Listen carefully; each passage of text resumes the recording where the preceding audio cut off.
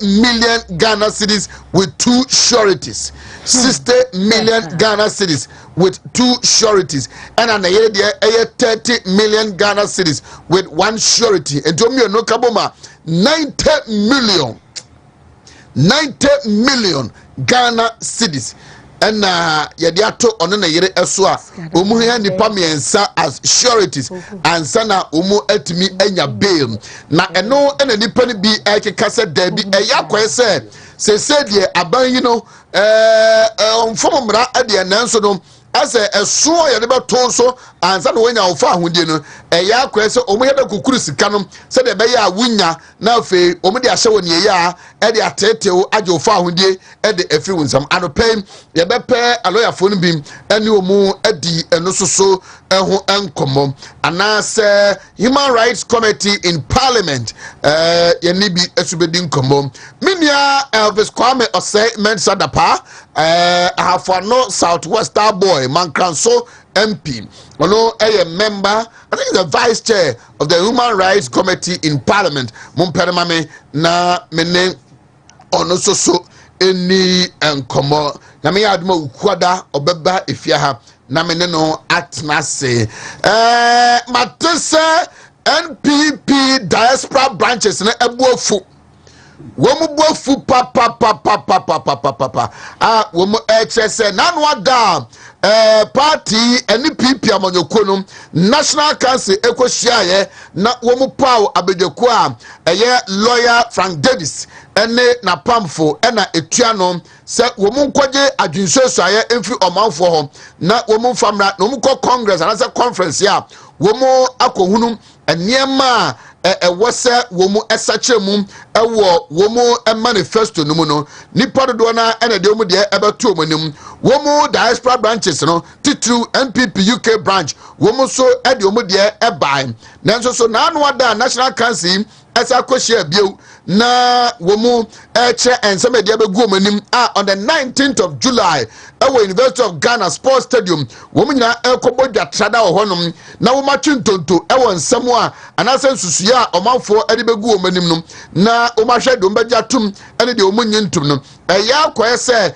ensusuye ene ensemo a dwato a the diaspora branches titru NPP UK womo edebeto NPP for ene ora Frank Davis committee no enim no womo hunu sansem no ewomu se ye trem amom so nyani padodo na eba se ye kire adwene anase ye take decision ewo party no ma womu so anya akwanya no womu ante womu nsem no se ye kurichire aguru krata so ede aba National Council a na womu nyanda so se empo se nyame ya adom na womu conference ya womu so nsem no yebetwi wuntonto anase yebetie omasem ebi enti ama abufuo abam nanso so no yebekoso adisa enkomo no enso so ofenti nsem no edosom anopen 10 daboafo no emre na de obokrata mu nsem no so entoaso foko mache Mejuso, Oheneba. Nyame adome ho ye, nanso ye de Nyankopon ase eye na bre na oho. Kafra. Nipa bre. Ene I was even running late. But it's so good. Be fun sa nkasa. Hey, na diaspora for hey. So we remember now. Oh yes, me remember I will Luton chapter. Send your boy a member I will Luton chapter. Na yentiase crack yentiase crack baba se be diaspora demo aso na te say nyame adumo en ba still how the rapper na ba o je friend say rap and rapper rap set okay rap set ya twegu mo so na say ya da bia mbre fidi ka twegu bi paso de ata mo so rap set no aso any etre yan so brofo wo mpa o. This morning I enjoyed Alpha Hour Pa on prayer topics. No, it was like Mintino Moshe Intino. Me joining Alpha Hour. I really enjoy Pastor Elvis Ajiman. And then it me pay my menchiamu.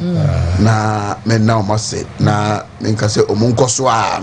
Emma Nyankopo Yusumu as a vessel.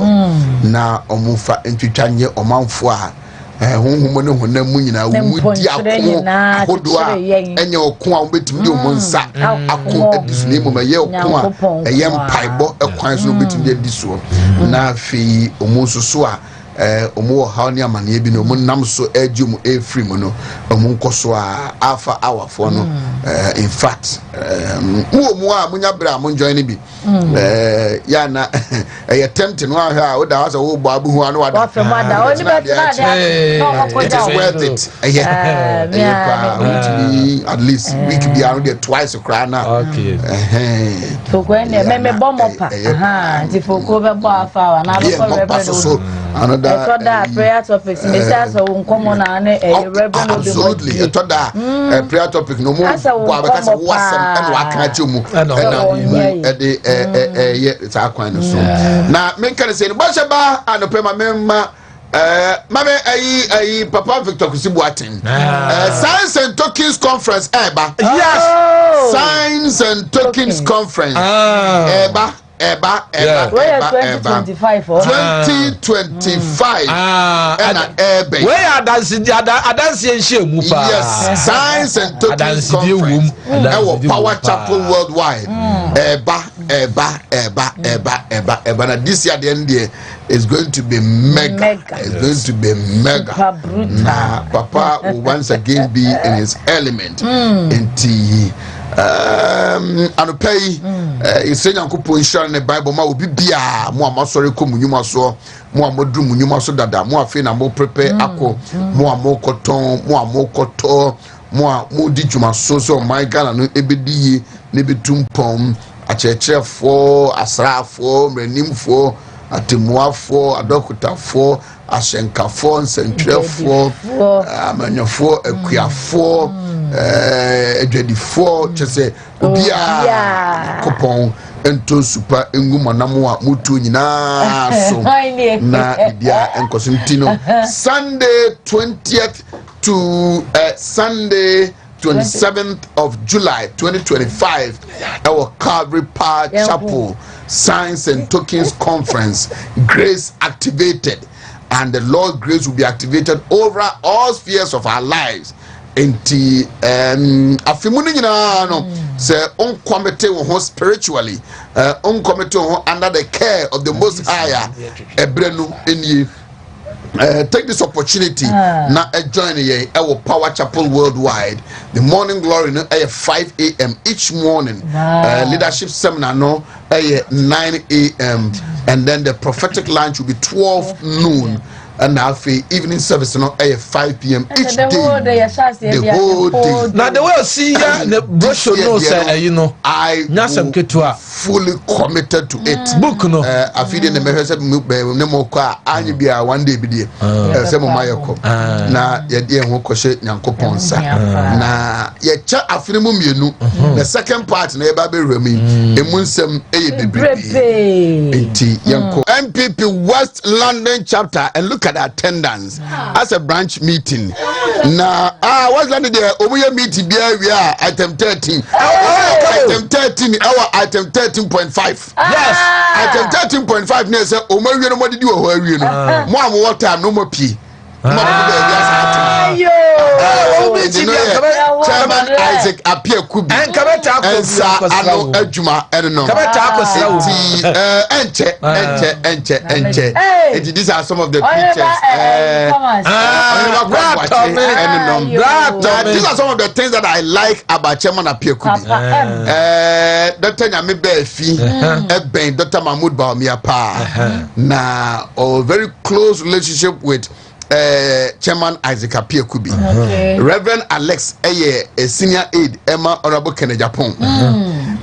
chairman Isaac Apia could be yonko pa no intino ono or kase he is in to unify unifier branch unifier the campo atre and sana obepre unifier MPP UK branch ne SIA no omu here obia obetimi aka branch ni nyina but say branch ne emu ache tu emu ache between Dr. Baumia and Kenya Japan call for. Okay. Na said I know see sure honom they need somebody. Obey to me ababeka umunyina boom. Na omude akoma thing aye man boom. Enunti and a branch no is it our presumable candidate for MPP UK branch Isaac Apia could be Obon Homo de and he has also lived well with the people. Na Juma over the years 15 years or so UK no MPP 43 they assume homo enti menim say do one more part no ebeti no na omuni go pato na ehyehodom no omu for organizer Patrick Manfred ababa wa ya otiwe Beverly of the constituency atumango beja south sasa Dr. Matupuku Prempe and a boy and man scholarship or the Eco School of Brunel University. Yes. So of a case so of a case so yes you know it was a very good meeting and omunya. All right. Etemaso katwa anetwa no. Mo de o share political suit no to me bakro. Mo ni ba mo hwe ne ye. From the share blue no na de oto aso no. Mo ni bakro. On the yes Central Hertfordshire chapter chairman. Sir DJ Squabo Nana.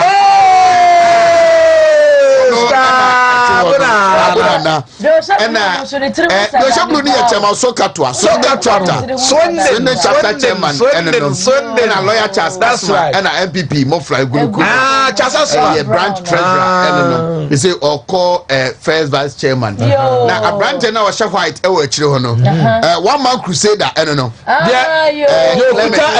Yes, one man crusader, and also JF Kadaroma, and a boy scholarship, on also the Brunel University. Or not so didn't queen. Oh, quite the far and Honoma, Obisha White and the true fita MPP, a good aha, also so a Kim Popu, and they on the year deputy branch organizer, and Pa Sante and the Chef Brown, which was what Pijan and a war a Chehonum. Good number of them. What's the meaning? Media Bako, Mama, other pictures. No, I never go from a Chumango be a jack. Say, also, London. You know, I never would down on also Quaco join you more. On also so our Bonsu, really a bar, Mehuna. Yes, we there on also so what Bonsu, I don't know. Now on also Chumango Bejanov. Yes, and now on also so in your quay. Now they show that MPP no so and Tibia will be a crowd there. More and they lose power. Say Ebia and this for better harmony at their day. A Juma Samony at their dinty Munamwa, Moflanes and Samuka. One chance and Francis Semu. One chance and Francis and one people flag next you came when you free more. Safasim. Now MPP no a fake crowd na every Kenya no. Ayekese and duly 2028 we will win political power once again. Inshallah. And finally, the best be our party. Nipa be you know as our candidate. The national executive about to more region constituency Lathra area polling station. Ye mole fwa. Ye ni post be our muno. Ye besa ye jumaden at the party about power bio. Visa ni amane keka kono. Senye NPP. Ye forget it. Amane ye could be chimwa no. Eti mama babu mama bibia no mama bibia nsimu kwan baby awo bia na kyerese odaso aye MPP ni so obufu mpa na odi so obu efu ene eye obufu kakra eye come back ka wo kan do na wo de ma the new patriotic party na sai Kenya wo hu bio be ya adwumaden said be ya said ye na no be a co position after 30 years Jekufo ebedi enim ede party ni ba power no we will come back one more time never be some Ghana for na ye badia niema teach ma e ma bobu fu ya mo twen aso kese wa sa 2024 about no ye bebo moden se ne mpanifo ne mo kan be wom ebedi nkomom ya corrected dodo na ya dia abandon the NPP kai wo kan e do no na sa bra sa kofa sankofa so ye yankwai yamfa yaboafo no mra nenko ya fra brechira baidie na chese ye be siesie wo sa tiase nti be kambrofo wo Exodus moringa capsules and Exodus dandelion capsules. That's right. Health benefits. That's right. Topa ye. Na women many way mienu. Moringa capsules mienu, dandelion capsules mienu anopa. Ewia no an moringa mienu, dandelion mienu. Enyumre moringa mienu, dandelion mienu. We are diabetes, pressure, sciatica. And then keka ho ya dia bia awe na wato. Na ye wo bibi wa ha friend Exodus for you. Anu de ye koko. Na wo beka no agina no pa ane anwumre. Ano no wonni ni mprenu. Topa ye no nkwada ya wo muru mfinhyedu mienu num bia pemfo ne woni a wo ma mofra no fo num bi. Na nso koko ne de obi adi ni. Nkwada ne mpenimfo. Ye di ni mprenu nso. Wadidi ye wonidi ye utimidi. Na eyaduane a ede. Me na fe asa sawyade. Ebe na ne yade bia siesie ni pedua mo nya hode so nkunti kope Exodus for you ni bi na no kra de poku training no benya bi ansana wo ko ba bia atwa bido bia nso ene to paye no wo benya bi enkasa me nom to paye ntimi ni kokoro ana mi di kokoro ntimi nom to paye wo kan yina sie ni ama ayarsa no timi kontem ebo ni pedua no pa wo ko ba bia atwa bido bia benya bi ana sa fre doctor wo 0544 447033 0544 447033 Gasto Gasto mixture ebusia for ye funu mu amane eni mu ha nyina no wedra no pe uhia Gasto mixture say ye stomach ulcer enetete wo typhoid fever anasa wa rania anope ba modna kope Gasto mixture ebe bo pa na emane swedra ene ye nyina ye nunum bie na esiesie ye ama bosome ne so ye nsabo ne bibia ekoso kama na bibia nso aflo ye menso plus mixture mema ne so mojo so amote yawo obi so jonso bede ne kakra bi ne beba dia ka nyina na akamo obi so bejo so bewe na moja so feed ye triba anope me kanfo Prosta Plus mixture dia maw na enremiensa nyina no nature medics ene diaba eno si ato pete ebi we dwaman so ba bia yeton enupa bia enremiensa ebi ho ana fra doctor na moni nkomo yi 0248778899 0248778899 Casco Casco Heba capsules ana kofa Hepasco capsules aba na nipadua yaka na yesese bio se obra bonu juma edie ene se enuane ayedie ene anono ne ayenenom ne niema akwa nipadua mu na ebi wo a awuduro kakra ewom brebo na twini na na dia kogu bonwunu anim na yiko na ma nipadua ne nyamode so nkunti se brebo na anya adwuma yi a ubewu no bre ene ntina so ma brebo ne nyamode so nko na anom Hepasco no a ema brebo na woden ama etimi ye adwuma yie na atimi abowo eni nti ko be ato bido bia ko bisa pebito ana say wo be free doctor wo 0557 453579 ana 0501 459255 Ruta Ruta natural products ebusa for enroina miensa Ruta mixture no anope ebebo malaria fever no ama wonu moto wapo ne waposo waye boho no wedra meka fama wa Ruta mixture Ruta tonic so ka ubi we ni edra se wonum ko ni pedua nu na typhoid tonic ka na edwane ape baabi akwa akote emma nipadua ne mu kura bio ruta live nso anope eboa efi ni nkeka wa bia beji nipadua ne makanta so no we ni eduru awu no bie ebe wo ru ntini mu moja betimi adi afrusa ni ye asanso ama wapomuden anope enu emiensa nyina no ewe dwamanso bobo na akopepe ebe boa pa ana fra doctor wo awu penche mu de ama we a eboro so ewo 0244 485632 0244 485632 Vivo Vivo Energy and akofa AX7 aba na AX7 ne juma potia edie ne say wa moto phone no a moye delivery no abobo ya phone no mo amutwi car no Mr. Wada, Winji Nimu Chesani Sunya de ye Cope AX7 Nefagum. Ana Sabia, Uji any more day steering no Uchmen Chim Mr. Wada, Estiano, and yet at the end of Pedro. Obi Chima Cheso, Timichima and Nipple Diacre, Mr. Wada, for more bread. Wow, bro, Sakano, so they could pay me for gum. Everybody, come. Sheriff, night you shell for a tone, Coshell shop, I'll be nebi. Polytank. Papa don't know where your tank, Papa, with the Croatia, a bubble, and your bola, so rubber, and confess Sakon and Yakosim Quanchen say tank, no. We Polytank crown so dear and Tampa Basa, a buy and swatch, a small my gun a year, and Tiaco Polytank, and never wow.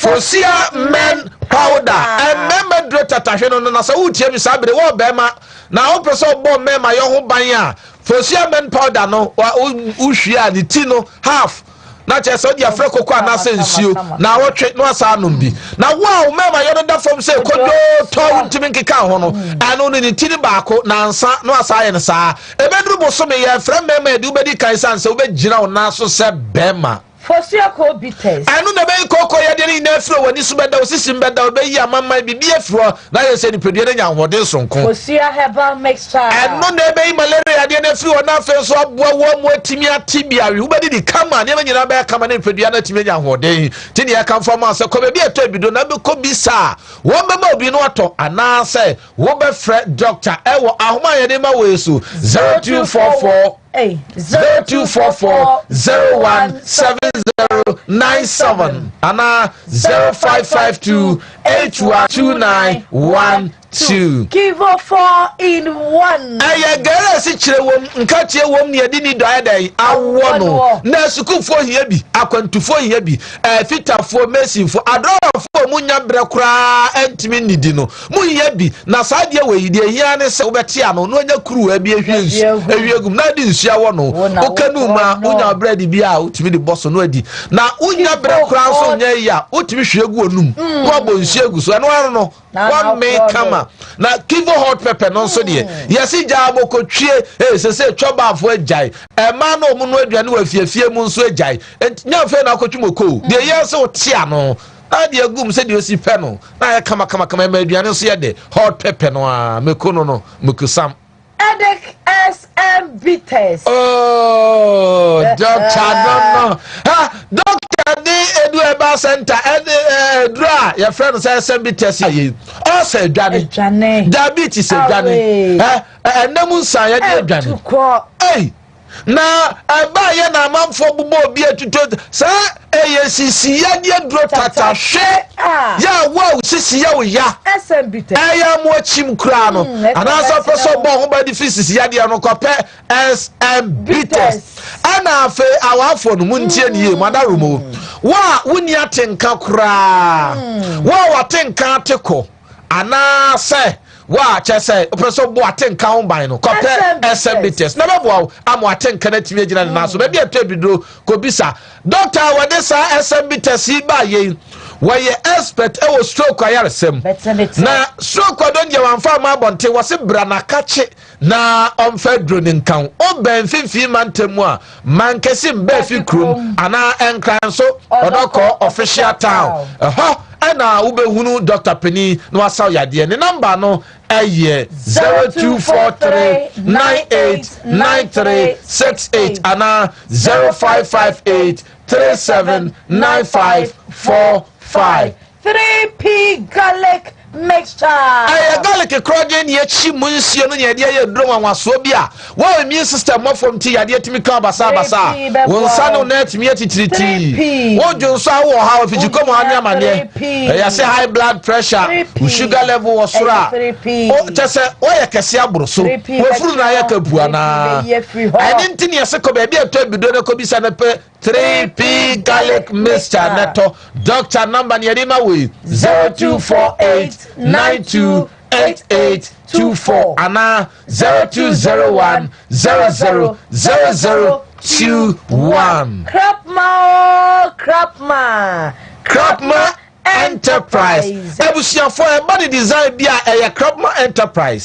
Sir a band logo and say a bia now person your printing bia invitation cards near dia. No Crapman Enterprise na wonma boa big boss ni ade nyina no one year no ni ade na wa say videography so ho a bia na wo ye program bi na person ba be video edema wa say ye wed na nasa party eye bibia drone service nyina wom na afa ntade no fashion no atade be na wo pe star be na wo pe occasion be na wo kwa person de ko enyuma kuo ni ankrankra nyina be ya ma t-shirt ni ade nyina no wo se bra na wo mwa wo ese omaiga na fana nyina no frɛ woni a wo bɛboa na mmom kira kwa no ɛwɔ ebuakwa roman store wo mo ne ebu traffic light no ene di anim hwenti frɛ wonom ɛwɔ 0536 288222 yesisu bio 0536 288222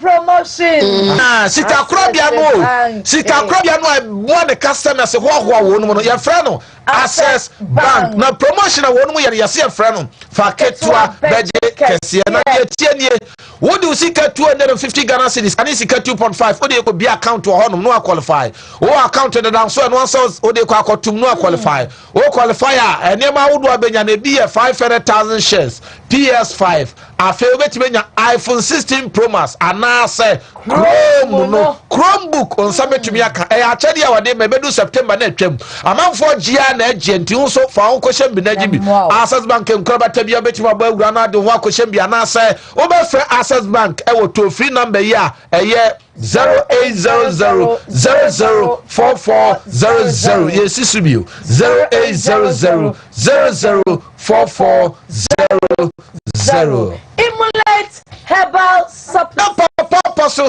Kantanka the African star. That's right. Power mfidi ahodo a wayiye no eno say enema ahodo a waye nyina akiri no se nipa be yusu atene da age so wo apomuden tu apomuden tin ma akofa edro nwanso ya ba ya nwanwade eyi nkonya wo imulate herbal supplement e one dance die ni bi ni say one year doctor declare mu so mu nkofie nko nani da so ni wo no Emulate ama omanya ni da so one year wada yare paso abusia ene doctor nyina pa ba o yare sanwo no ene emulate apejo mo agina ho ebinu wo wa ye du ofra ma no ne na eba won mabubu ani da so bia ni wo na so emulate ama omanya ni da so na obi so wa yare yade bia fra no chese amodi yade yes ye modi wo bedwam na yade bi ka wa na abusia kra mpesa wo bebe wo no mu esan se osuro se be sa no ati ase na so wonu bi emulate be hye na se ma wato ntini ye se ko Kobisa pebito. Kolona keba shop ko tundo so po honum. Ana say fu kan tanka number ma se friend no mo ewo 0535112873. Yes is you 0535112873. Rock Hair Clinic Limited. That's right. Mephagen capsule. Yatika no. Go chiri bele mo no. O twase hono. Mephagen capsule. Be ye fio. Ama ho ato. That's right. Na pakum ne nso no. Memedru no. Pakum. That's right. O to okum aboa. Aya. We no o say eye peking crying. Jenny care 442. Emano. Ye say ye ho ye de giade. Emana himfie honomo. Bibi akwakoya something which is there hono. Eye Jenny care 442. Wo dey be potential ho. Umi akakra bia na wakwa na ukodware na se wuyi a udware abo se bibia asanso aye kama ama ho ato enuro nyina no ebi wa adwaman so baabi a yeton enuro nyina no rocket phone rei ye hia ne se okwa abodin ye beboa wo ama wo nsan so atumi aka bi ana frɛ 0248 885040 ana 0244183230. Nenra ya bobo so nyina no eye akwanua pharmacy. That's right. Ena abenya biato. Asokwa ya interchange ne nche ho. One Asokwa police station e dia nhwe. Enti ubetimi nso afra bi sa wo ho. Aha. Drona ya twra ma okra wo kina wonya bi. The doctor twra ma wo. Bi wakwanua se bo ne so da form.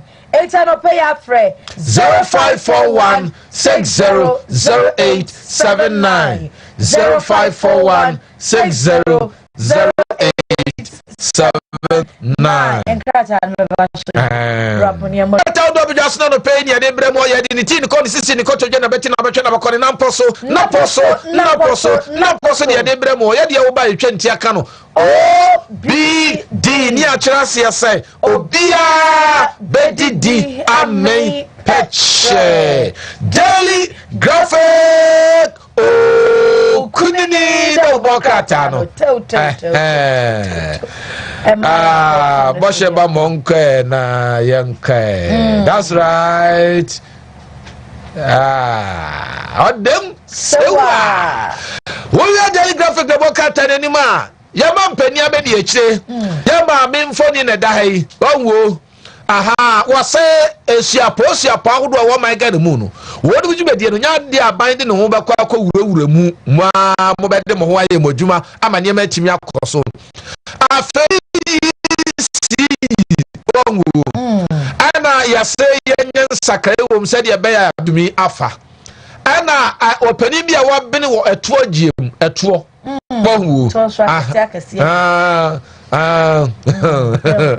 na wachire kwa ahodo nsu bi ewu yeah no uncomfort me di katase hye no pra ni ade ana usane ba asia ha ana aye minister nso aja wadi atuja say information sector pension coverage no ase yentremu nti ho asem eda daily graphic democrat mame nsom ewo daily guide democrat anenso moyi na amampeni dada nana do jankwa ekufuado wo say Africa sisi ade ye hia yesisu duawo rating ye hia ye de anope ewo krata fa to so miensa Doctor Osaya Educhum enkane sofwa na waso akasa wose galamse ku no academia no musumu hiawo se mudi enim ebetimi aboa ma eso sa yepesi etu ase efro oman no nsusu yedi nkonim anope eno so krata fa to so miensa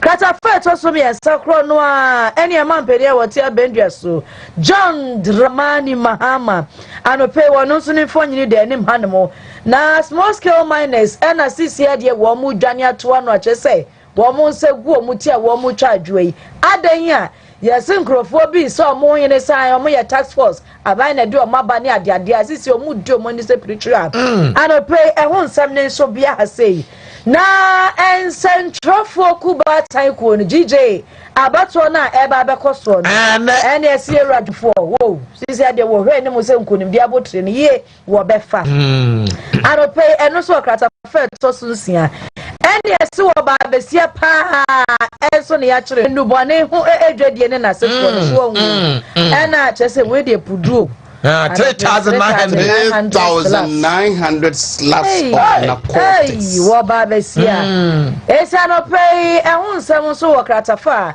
eto sunsia e wo daily guide de wo bokrata animu enti Dr. Educhum Dr. Educhum lead fight against galamsey Educhum to academia I see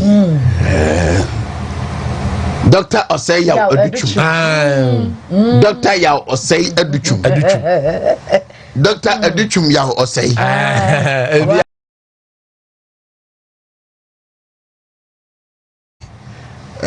Ghana's former education minister Obon Homode baby sida okay Mirad Makuba fi ma chai na busuafo ne wankasa so wapom eye de ye ho adom ubompa ye na munya bompa ye ma mi de me ho din ti sei ye de Nyankopon ase na o be 50 million Ghana cedis da ho de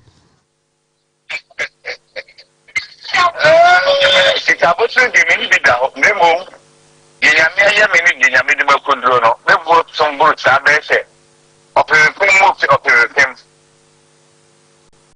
he said ubo sa ne chance adia e de 50 million no kra ya wudi right and I know yara Professor Amia Ekunfi na samwa abai de bonu kwadu ye common be say 10 million Ghana eno no yara kere Japan ene bo modi ekogina mu ebobobo ba nipa bebre de abakọ na de abapedi hu nkomo pa chema Wontumi yokofo esonum yes 50 million Ghana cedis with 2 sureties landed properties and I know era Hanan ene ne yere yes Hanan de 60 million Ghana cedis 2 sureties ne yere 30 million 1 surety edubuahi ede ebai onu kwale do mu peja kodu 120 million enem say na lawyer for kan bi o mote so eba kakra nipa bi esusu se ase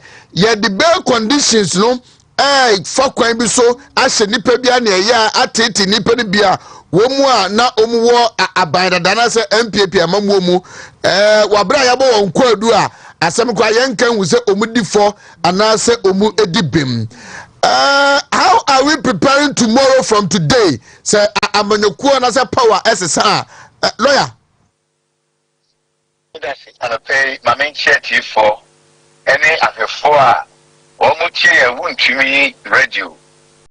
Any Wontumi any social media, any more affiliates na the chair. Yes, say na me asum jinso de mo no. Me say na me asum ji e de masantemai.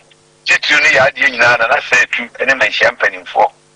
Ye nyina ye nye famu de. Me nea ene ma ye koson. We ye friend say yonku ni aseo. Say sika no a ye tua no. Ye friend yonku ni aseo. Say do koto ye koto mu a na 48 hours no buru so a. Ene ye beka kire o say no de eno kra no amamu omra no. Say do bi tumu a ense say buru yi na fuami no 48 hours no. Inti sa ni ye no. Di yonku ni aseo. But more ya pa. But nyame wawa. Eso mama nyi break akra bi na me nkyerem. Oheneba. Line no echo. Enti mompe Mirad Makube fi mame. Ebacho mame nyi so disclaimer say the Nancy everybody no. Ono de film of problem nyina man for fe no lawyer onko kan baby say oye lawyer nimum aye mrane a ye de sa no ante se enkofo bi de a omkokọ fa doctor toto mu so a nom de mo chi ho achinye se omakusku anya abodin na ene gtech for ba se omunyi film so no lawyer yankwai Aha me say mama nyi mre na me nkyeremu kakra sa wo hui ana so me wo hui ana mobi obetu ebi okase mu batadi shem bibia so edi akosha fimpo ma ba no ana Oheneba de papa ana ne mame de ba no 1.3 ana nya sa na tie sa pepepe na chese wana monto bia otu ye na se wuni ana se wo se so se mimi ana se mi se eni nti part we se no wana monto moto nyina no huriye trimu mpa moja e free efasi be pempia ndisi penso no Tesa tetie abayisem abususem nti omo bebia no a wo man no na nyame hira ya boyen na niema esisi no eya diema ebura dwena ntiase so a enye papa mu a because omo ye no enye so omo nye bi da o omo ba be fom omo na japade ye fom fa ni nyina no ne ye di agbache se abonefusem etu bi no so ye maame nom ye papa nom ye nuanom ye wofanom ajapade asantema yampa mfre nyina no efri NDC enti na minim ne ko bi no adwene mu a ene ye ntwa ba bia bia be ko NDC o kwachi wo woni na beda sanye PNDC Rollins mode ba ya ka santema ka Spain ni kri be ba behyen sasa dede ana mo ani etu na che wo mo ikosha ba ntama bi kai ɛyɛ Wontumi adwuma no yɛ fo ani kɔyɛ ɔfasafo adu obi ɔno no sika ɔgye ya obebie pharmacy ayi ɛnkanyɛ ne na kufu ado baayɛ ɛna fɛ deɛ bɛyɛ mpaboa ne yɛ bata Lenat asanteman deɛ ɔmo de bɛyɛ yɛn ɛne Ghanafoɔ nyinaa no apia me nkasa mra kenya fɛ ne yɛbɛkɔ ne akɔkra pɛpɛbɛ fabrukyiri deɛ ɔmo de yɛ yɛn no ne ewura fi yɛ ho ɛyɛ anatie ma refre ɛyɛ na duru baabi a nipa no kyekyere deɛ kɔduru baabi a mprempren ma ho kyerɛ no yɛntimi mmɔ nkɔmpɔ ahwe anim ɛna asa atwe aba enti deɛ ɔmo yɛ deɛ no a ɛna ɔde bi ɔmo bɔ ɔbɛtumi ayɛ sɛ adwene ne nyansa nyamesuro ɔman ho do adi bɔ man no NDC ntimi yɛ bi da sɛnsɛ na ahyɛseɛ no wɔn de nipakum yɛnkyi no ntom yɛnwie ɔman agyapadeɛ enti a wɔn tirim wɔn asefo nyinaa ɔyene bɛyɛ dɛ no akɔka kyerɛ m sɛ prɛmmerɛ a wɔanyini na mesusuro no ɔyene bɛ watemi saa da watemi saa da na ne nyinaa kyerɛ mu ne sɛ ɔmo baa hei no menua wɔmo hyɛ aseɛ wada so anyane na wonyane yɛ ne yɛbɛto ahyɛ wo so yɛsi akɔfa obi de kyɛgya pa wo sɛ ho ahwan ɛne wakɔhyɛ kɛntɛn sɛ deɛ ɔkɔpɛ mmoa yɛde agu mu atɛn adeadeania ne adeadeɛ no ɛyɛ party a mo na mo kunkum lawyers ne judges anadwo da so mu enti na nkansa sɛ mo ba bio na dwoma amaka sɛ reset no na nkefiri so de adwempa na ɛba ayɛ ka kyerɛ mo sɛ maybe ɔmo ba 2008 no wɔn se wɔn yɛ new NDC ɔmo ba na west enti ɔmo ba bio ɔmo sa akɔfa adi foforɔ na wɔwɔ wura ne ho a sɛbe no abɛda ne apɔnkyerɛne enti wɔn ba yɛ kyɛ akaka bi nsɛm adwama ama mo ɛyɛ no ano mu gu so yɛkyi nipa kɔdɛm yɛyɛ wei sɛi enti Ghanafoɔ de ɔma no tu mu no ɛna baabi abɛduro ne sɛ ne yɛkyi wɔ boa de bɛto tiri soɔ no yɛnku ne asɛe ɛfei wate deɛ meka no ase na sɛbi amammoa mmra no koraa no a yɛde bu ɔma yi no ɛnkyerɛ mu saa ɛnsosɔ so saa ɛdeɛ na ɛkɔba yi ɛdeɛ bɛpa na ɛkɔba yi sɛ wɔde ɔma ne gyaw deɛ Kufuor de ɔma yi de gya woɔ hwɛ sukuu sɛ mpɛmpɛn so ɛkɔduruyɛ mfie petepepia PNDC wɔyɛ 19 years wɔyɛ 8 years 27 years mo anwene TVET ɛne STEM medication ho da under Kufuor de yɛde bae mfie die no so a motra ba mu a moasa ma ba mfie ɛnan wei sɛ no kɔfa mfie aduasa baako no mo anwene health insurance ho da mo anwene school feeding ho da mass transport mo anwene ho da empo deɛ na wɔ hɔ ɛyɛ tata ɛne osa mo na mo bɛgu no akoyɛ ho do a yɛyɛyɛ asantema mu titiriw nkurɔfoɔ de nkontompo ne nnadoraba ɛsansi a deɛ nsa kɔka a ɛyɛ ɔde sɛ swami interchange yɛntimi anwie nti wɔn mo to foto ɛma no kɔyɛ se ɛnyɛ baabi a nanso asantema mu akɔyɛ ɛyɛ deɛ nyame yɛ dansini me free 100% asantini no me mfa ntaso nyinama no mu nkɔka sɛ yɛnyɛ akora yɛayɛ sansa sabi me no nkwan yɛ data no sabi no but yɛyɛ kwan yɛyɛ nneɛma bebrebe adwuma ahodoɔ a yɛfa nkɔfoɔ asantema ka ho bi free SHS ba yɛne schools dɔɔso yɛma NDC ne nkontompo ne nabraba ɛde daadaa yɛn ɛnɛ baabi akɔduro no wɔn mo baa yɛyi hwɛ nipa yɛde wɔn akɔ national security yɛde wɔn akɔ security services so mpanimfoɔ a mo daa no sɛ wokɔ adeɛ wɔde sɛn NIB hɔ nom no a deɛ ɔda no yɛfrɛ no kipo sɛ wokɔ national security hɔ nom a deɛ ɔda no ɛyɛ mɛka ne diri sisi yɛ formally wɔn chief of staff ɛma John Mama wɔn no yɛde n'akɔtoa no ɛna sɛ woba yoko nso a yɛne remonata ɛde akɔtoɔ wote aseɛ Prasbabaini ɛna wɔ national security na saa nkurɔfoɔ yi nyinaa no hwɛ baabi ɔmo firi menya yɛ pa mu but aboro nti ɛnkeɛ obi a mna yɛ saa adwuma no a Kofi Boakye ɔyɛ wurampem mu Asiedu law school nneɛma Kofi Boakye nimdeɛ a ɔtuayɛ ɛba sɛ Ghana police a obi a ka dɛ na kɔyɛ IGP ɛnna no makɔda no wɔ Kyemai ɛwɔ Jubilee House ɛne ɛkɔwie yi a sɛbi ɛnam sɛ dupɔ tutu ankabɔfrɛ ne sina na mu nti no Mustafa Bande ne ɛna kɔyɛ Kofi Boakye na sɛbi nyansani ɛbɛda na boɔ ne anwea yɛ adwuma bayɛ mfa no nkɔtoɔ na ɛkɔba saa no a asantene bi wɔ fa bi ɛna obi afrɛ no sɛ Kofi deɛ woyɛ no hwɛ ne yie nti sɛbi yɛabɔ no boa ɛne yɛakye no yɛde yɛto no kyɛn ana nkrofo do makoguo no enim na msura krofo wudifo se woro mu di enye ne ye papa na sabe me de mentra se enka se ye ba be yo mu bi na mesem pipini bia so se on kanisa awreto nyamesem na o kanisa akura no a ama ni sini bi o mu ba ye no dodo no na kwadwo do asar mu nyina kam ene wo ko bu ama banie o se wontumi fa ne kro beba ene me nyamu gabi no ani sifo dodo no na kam ene ntino sabi sa obi o mayi bibi na koginam na akokase be be yo mu bia dobi be ka chewa ne sa ne sa na tie dia memma ya mu yi ya me ka so ti ase ya wi ka sa mu yi awreto nyame nsam enne ma bodo a mo hye bitie nkawe na me ra hompokura nkawe ye ba ya ye fatigalam sei enipa ba ko mu enami ye mokotwa nipa ba ko nan e won nkawe forest guard afedia galam sei fo mpanimfo mo so e wo hono mo so mo ye adwuma so a enra entule kototo bo mo nya de ketua woni kwanta ye campaign MPP for the chassis ye fru woni pa musa enam ba ye kontomponti no enano minia enkwada even to the sense SS for me nsa na wo bogo mo ka se ye ba omia e na to 20 call na wo hwe be ma wo ya nyamisura dra ne se ya o me ban fusem sei enam ba ya ye mo ne kwa de lutram ye sie ne se ene de IGP ka ye tutu obom ene de ye kuma police for me no ye kuma soldier for ene ayarega ene nipa mu ka ho no boko MPs me no wo mutimi ko obiem wo kan kontompo fidia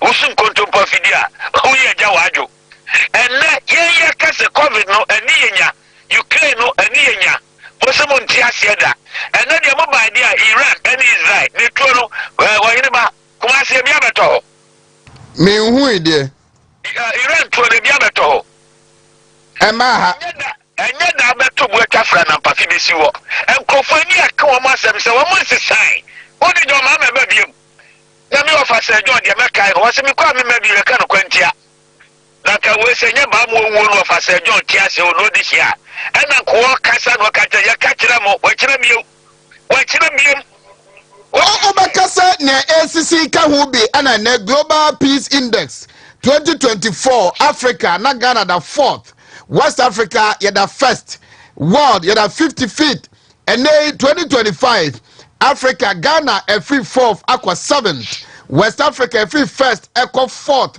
and afe world every 55 equal 61st. Will you say all of these happenings are contributing factors ana? Yes, I remember you cried because you as at the time and I won't Ghana dia. No near my sister children meka ho no want to meet meka ho ani niama ho do ya bonu ya chiru yenyi se yenyi nkrofo adwuma na meka ho enti a chire kra de nyame amo afi no kwa na wiye no ya hwe ya yekoda kwen e ho ne yekoda na minia ye do mani jawa ne de asoawo do mama no asem o kan ye se minia me ba wo ba ya fo amo adwuma no mi ni ba beka ho mi sa de 24 hour beka ho mi sa be ye nkokọ afedi oba ya ye yi nkrofo adi hwehwehwe ne guase sema makoye no eye odisei a Bank of Ghana any 100 one tumubo amfanya sasema anye hwehwe mu ni nyamisuro ye yi omodi ade achi ya fede demo kan se ye paache wo mo samra djuma we eye papa e honi so na mo de ti enso hwe akoya wa konko te se yin kamfrei e so de se Sam George se ho mo ni panso nyame what wani LGBT any cansem and then your mobile mama coin ama Ghana baby franka kesiesie and a mrantie me no ya ware e kofi ano me be hu nyame no nyam en kwada busufu ababo yenya da nye hwehwe mu Sam George so hia so mi TV mu a yini si and then your buyer car your mama crash so beto no wakoto wan sam fa ya mo ho e pere no okunye to wase samunim na mo do bi ekọ hospital wo breche no to pray mo obe ya chata mi merizane empresa wadom FM wa boni wasemiam oda so ti wo owie ye wo mu Ghana fo nti no wo se masa konyi Ghana fo a wo mu wo you dey say America me konyi wo mo di na Donald Trump na ni ma ye ho Kaba ye one question wuru ya kaduna tana ni ma ho. Se wuru ko ni ya no sa. Sabi atishide pen mo jado do ayefrem enya Ghana for nipa 180 say yimu nyina yapamo. Ento obi obebe bia no. Ni kromfo ni fiefo wuru se okuje to ni ndisi adawroma. Ade banya omu ye na Donald Trump ani abaye ho ayepam ye. Otra wo akachira yense.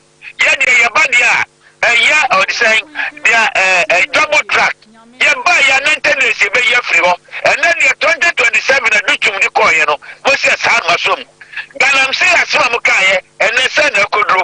And the corruption ahodo what me the 71 million akoto Jubilee House. And money pia infomika. Money pia and central fomika.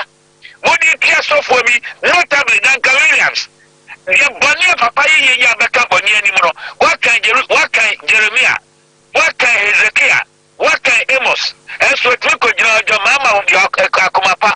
What kind of cheap popularity and a motor diamano? No, my main first year, you're ready na echna yebesan ato so you're admaku be fi I don't know.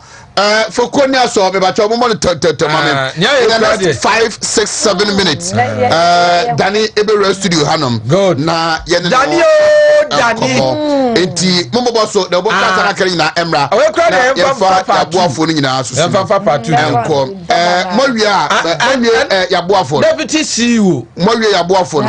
Mowie ya mo fa yaboafo no wonsam nyina amra. Mowie one birthday wish deputy CEO be ya. Deputy CEO Exodus Moringa Castles and Exodus Dadilon Castles. Okay. Me Antoinette Ousu. And then a birthday. Picture no kodi. Picture no whole crowd. And dear my dear Mama Antoinette Ousu. Nice Exodus. Papa Exodus wife. Papa Exodus wife. It's Mama Exodus. Mama Exodus. And you should happy happy birthday. And my dear uncle, you come. We know so now. Birthday for gifty. Gifty amo so hase. Gifty amo no ye hwan.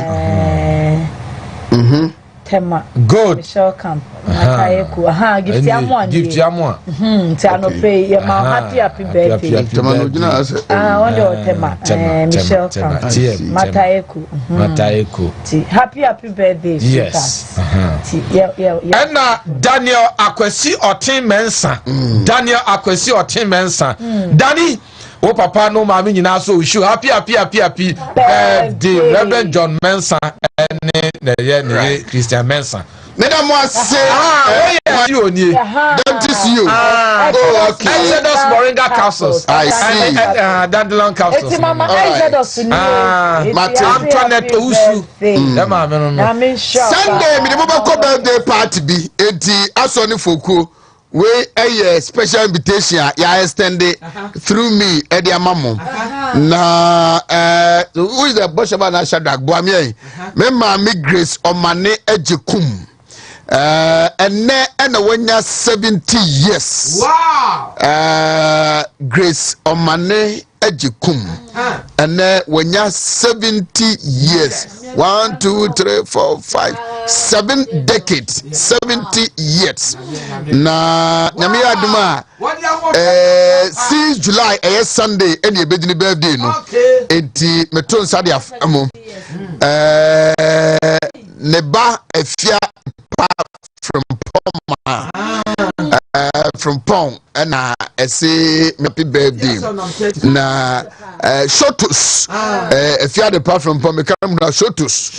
Aha, mom calls a one ya kunya de munim. Lawyer Shotus. No. The mommy. Happy birthday to you. At 70 years, she looks like 45. Ne ho fe papa. And the Mama Grace Omane Ejekum. Ofa Parks and Gardens hono na o de ko be crown about no otonton flower pots ne sana mane bi ho and she's 70 years 70 solid years this day and pay ishra no yesre nyankopon ishra e de money bebre se erade enhwe no so na onkra no na ommo ne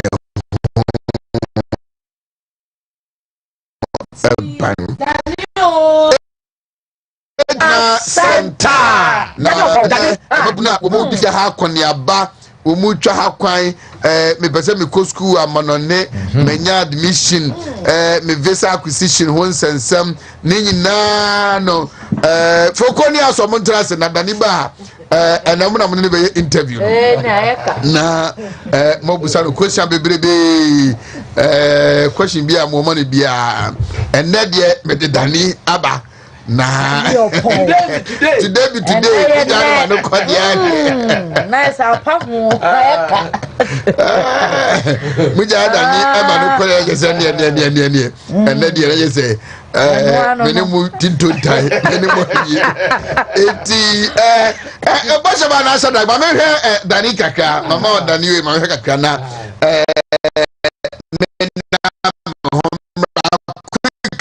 me buy na ene dani meeting come by 8:01 must say to the next 1 hour 10 minutes and sana ya sorry I must pause for no abba abetna say Wontumi 101.3 Wontumi TV and Wontumi TV on Facebook na mamenko na me appreciate million bi PMT social media team na memo mabaso enano paper amehwese mitimenya omudi na run through na madao mase Ahmed Babakisi Owusu Zigi na pum Tama congratulations. Thank you. Congratulations. Tama Baba graduate you how am prayer me maybe. Ntinesu nya ye dia ye mfre ne mane nkobi. And na de the globe na abafia ntisina globe no na bakosem ye sei. Da ye so me ye sei. O sha ase sei. Na fi what do you do? Na ye nwure mu ni nkomo yi pa. Yenim komo ni nyina komo bia fa globe hu bia yenni nyina yeah that's so me say akonya say na paye yemra de kuma se fo betwe nkomo pa 2006 nti mo school mo na me bua be na fofo de ade se de be ya so ba be ka ye ho no so mo tumi ko school abroche ni be na in school na let's say ya bitumi be boy ban na o minus atumi atumpon nti ye start as student tour guide at university of Oheneba nti say bia international students that say bia home students some year study a program bi I don't mind invite you say yeah international students yemra nemeka abekwasem ekwan ye fa so ye ba UK ho e fa nche abofo dan kasa na e ho ye omode nti e church omo sa na ja omo kasa de bi dani waya je sade a ye dey rep bi Ghana ha say je boy na dey yes ye to me NGD e Ghana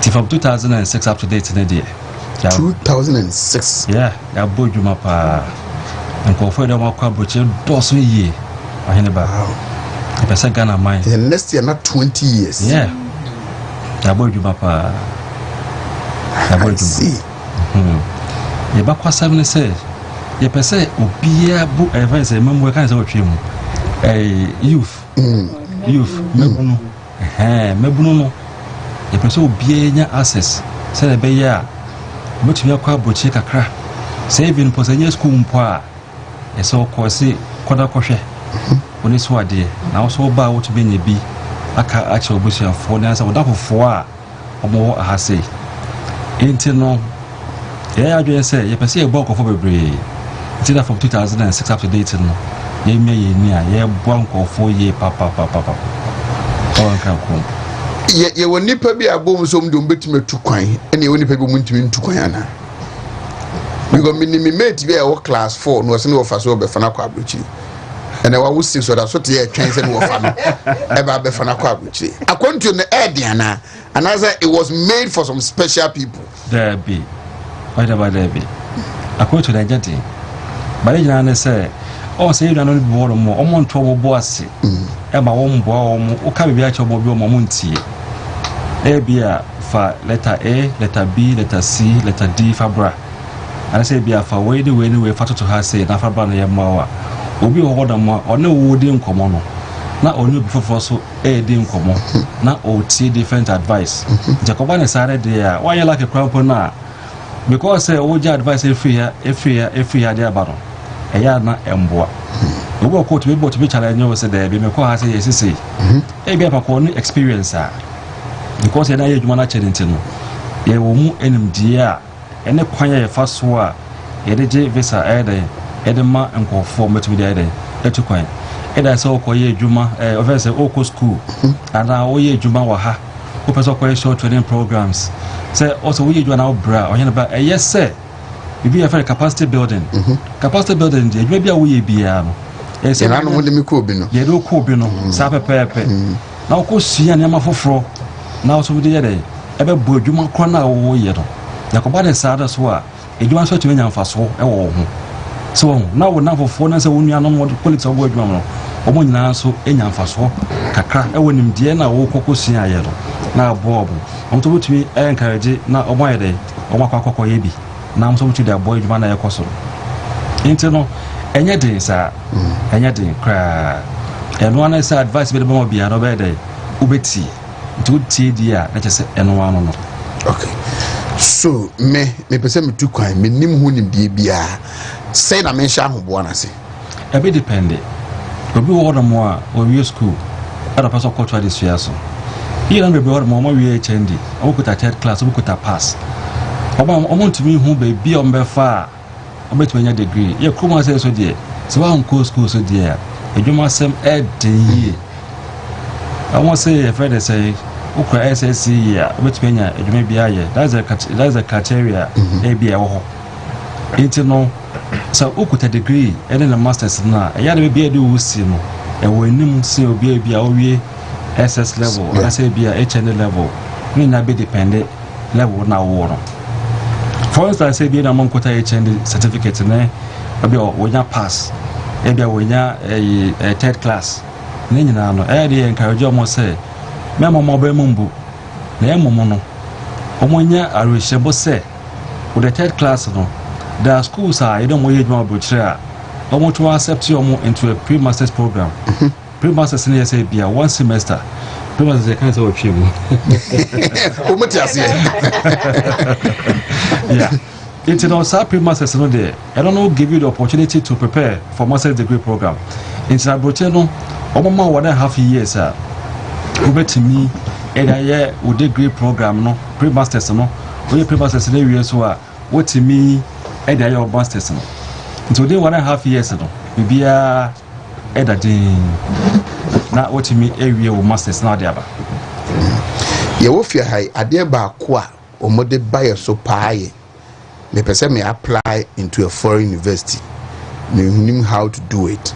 Obu also oba when your application when your admission say obenya visa obeko or kono obeye day se sebi bi de fie nyete se me no opeso kwa oye adwuma kakra na otimi e de hwe no ho e wo honom. How is it, how does it play? And a boss tema brain tema be cheche no mama. That's what I say. So the says any pane the documents in the bar na ya share this is in boss di kan kai no ya share qualifications ni be able to me draw then we put in the application for the person. Now students visas no you want 20 hours to work. And the good thing about abroad training is that you don't get to go to spaces here or Ghana. No. Sometimes we call class 2 days and not 3 days. So after that, no, the remaining hours, no, you can work. Okay. It's not necessarily some abroad training when you juma. Ebia could do beginning na and share now when you juma anyone na. But as time goes on, no, you definitely get time because student visa has given you 20 hours to work as a student. So you definitely get income to support yourself while studying. Okay. Emma meka ato the be nearby kan so. On say abochedie yetosonfo. It say kra kakra bedi die. Nti ya de wo institutions o no mo ye no ma partner e bia say wo ko school a obetumi link you to omo no ma bo no part time job dia de aye. Part time job na say bia say school is in section na. I say bia say school e course so a I don't know you're allowed to do 20 hours any time I can. But the school ma kwan there, you're allowed to do any hours be out there. So when you are drunk one day and you'll be to me aye dwuma ne bebre e de nya kakra wo de be hwe wo ho e de abo ho ena enso ebi wo no ma schools na no mo ye dwuma no so no omo boa students no ebi wo part time job ebi wo so mo tumi boa omo nya e finance and ebi e finance scholarship e partial omo de abo se na be ye a obetimi e de adanda no ho e bia na efie nya no to nya da opportunity ni na e de ayesa na mani na ntini na ye boa kwan be na enye se obefa so de tukan so befa document enya wo de forgery document e was sister demo pa and now no ama flag Ghana most of the universities ye mebu no I said your colleagues are more you from what hard most say Ghana say no obi a person to kwan so person to kwan ya enye kwan bone so e na befa wo de betu kwan na emmo no say JSS and the SS certificate in the crowd make it known to us be a look at the SS certificate now I be would be 35 years no with the SS certificate no you bet me a more comprehensive personal statement comprehensive personal statement you be identify or areas be a way strong will be a or die swan I was a person who do pempen so be you be put it together the personal statement. The personal statement no one need account SS certificate no. Need a common school say no more advance say oh e be Oheneba wa ha we SS we 35 years or ye adwuma opeso okoto adesuan so de any limit into no mo hwe system no hwe personal statement na wa generate na de aba no hwe ese be bo hwe course a wo ye adwuma a wo ye na they check all those things to see say e bia see a foul business management e be boa and I say be a foul engineering ebeboa depends on what who applicants or person way. It's about focus okay and yeah ebe more admission. The admission be no they will start from foundation. Foundation there say OBSSC abroach no obo classify they say e no ye O levels. And I say we here A levels. Into A levels so the foundation in no equivalent. Say be OBSSC let's hope so kokotwa additional so with the SSC you know go school 4 years okay it's no well we did 35 years and above now quota SSC now person ko university no omo place wo that level na e no omo to boase e de church and near ma obefam a obetimi e de nya wo degree the foundation no e preparatory a year ya de boa individuals na omo to be the foundation no. If I say foundation is should be the same. Fapem. Ubenya fapem no. No to be edi ejina so edi your 3-year degree program. In so project visa da, you more 4 years abandon a visa entry class officers no some of the countries so they'll give you up to the period now for school no over started. Say foundation to degree 4 years. So they'll give you 4.5 years visa. E betimi cover nyina. Oh, okay. Sana eti. Nti no wo de limit bia bebia wo age bia wo do bia person ko school bia e betumi abo. And adeba ko ya consideration say a statement. I say wonya admission no or compare visa. Yes say also wonya statement of this match e wona na account money ade ade restricting ni pa bibi esi mo kan bibi ade na ya mo busa statement. Omo say student ni bi ho do mo a omo ne sika mo de be ko school into no ebia e ko for say forge bank statements bebre and I say the embassy they say documents you have submitted to the embassy bia no your background checks and am ko for bebre omo nim so the bank statement ko embassy ya o fill forms na there's a portion one can say best side by most of us we about yan kind year and 10 year man see there's a condition say application now fill form say fill na there ba no you may background checks on your documentation. That's if a who be say a forgery or document no more. I don't know what to ban for years. Canada be banned for 5 years, you can ban for 10 years. America don't hear cry there. What to cry? It's more cry bill. It's yeah advise students they say kakana obenyano. Ebia ono bankers ebeka say bia. Who here sika say about make sure deposit by 50% in a year. You talk to your bankers. Banks need to be on a loan. Now they are to account, normal block your account, no. for a 1 month because normally they have 1 month bank statement for students. Okay. So 1 month bank statement. So banks never block it. I want to be use can film.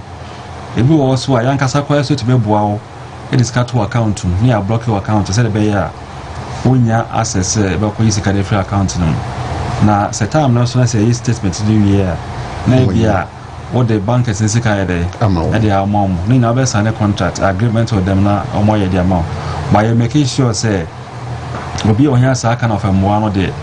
Now, say, 50%, and as any part payment of the fees in our account will be at the moment, you know, unya, very say, that short period, no, maybe I now want to be agents hands, it may be.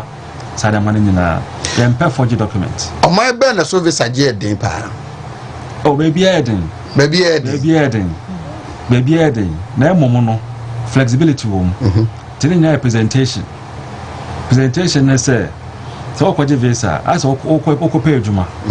Edo ko pay adwuma e say wo do CV na wo de ko no.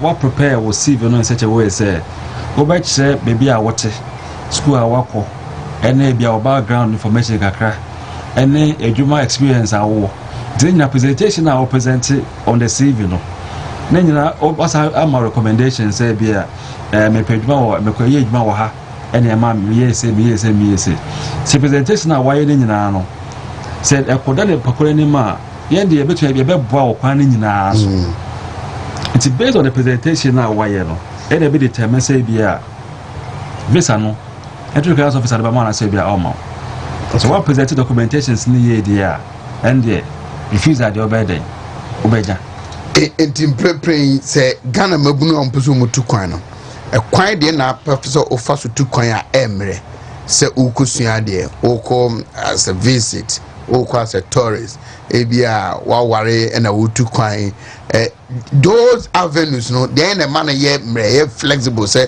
the probability so benya visa akono e wosoro metimi aka say we can say a baby youth a young person now person to kwan there who the school mo kwa eno eboa in a sense say Oheneba so wo kono ma visit 6 months now so ko do hono ma na wadwane fa so bi ene so what I say intina me dey ka say the pakoda ko school kakra mpo no ko SSC ya ebetimi abo doesn't offense age bia wo bia no it doesn't matter.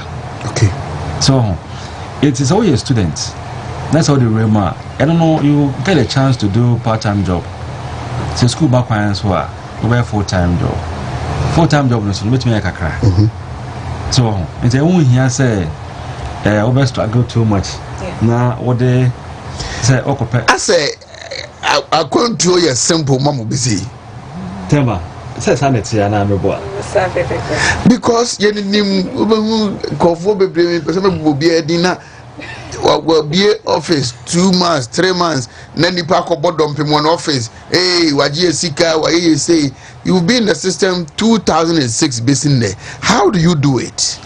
And I make say no because we start from the scratch our university time until no we trained by abafo nankasa say student tour guide omakasa be guide you through say be say this until you started from the scratch and I rise to this level into experience in the pa ni parado adu motukwan almost over 6,000 applicants 6,000 over 6,000 applicants from 2006 up to date any visa success rate is 99.9%. I'm saying 99.9% to a sense obi ho no more ebe no kuta visa refusal ebe na one kind so that's the 1% na me person me check chim so convert 9.9 na 1 make it 100 but I mean can say 100 because I see there will be a limitation say yeah if I could put a band one kind so now say we had an experience but could be applicants be okuta band 10-year band UK one kind say yeah be so one kind say no ye ntumi hu because ye ne UK be for one kind say be say na wakakoye unless say be ya submit application no results number any be won say why say na ma wo ya wanka Nti I don't say one kind shares and the idea because you more trim on into no. To try as much as possible say you bet in a lot of information. Yeah. Nti I say oba you prepare this information sheet be a get the mount. Just to test your mind they say be a oba can't be beer edi actually. And that's evidence information now what they my we are doing due diligence. It's a due diligence now. Based on those information no. So one can say yeah, yet to me any one but what can say yeah. You better kwanya you better so you better draft a letter and there two application na so. So be here kwa problem be ama wankasa ene because credibility there e na hu hia pa. So obi bam hoso no de waba obese mo ni tukwan no kopɛ adwuma ya. How will you respond to such people? Adwuma asɛm no de nkɔfo bebre hɔ wakasa obi a obe promise so heaven and earth say oh you can be and I say be this country de okwa adwuma nda hɔ dada adwuma hɔ country adwuma nda hɔ no mo sa me na be depend be a ye do bɛkɔ aha be ye do bɛkɔ na be determine say be a be bo monya part time job aye ba de nyina no oba your office a be che okwan ya befa so a e be nema Is a Ghana for betima kwa America bio?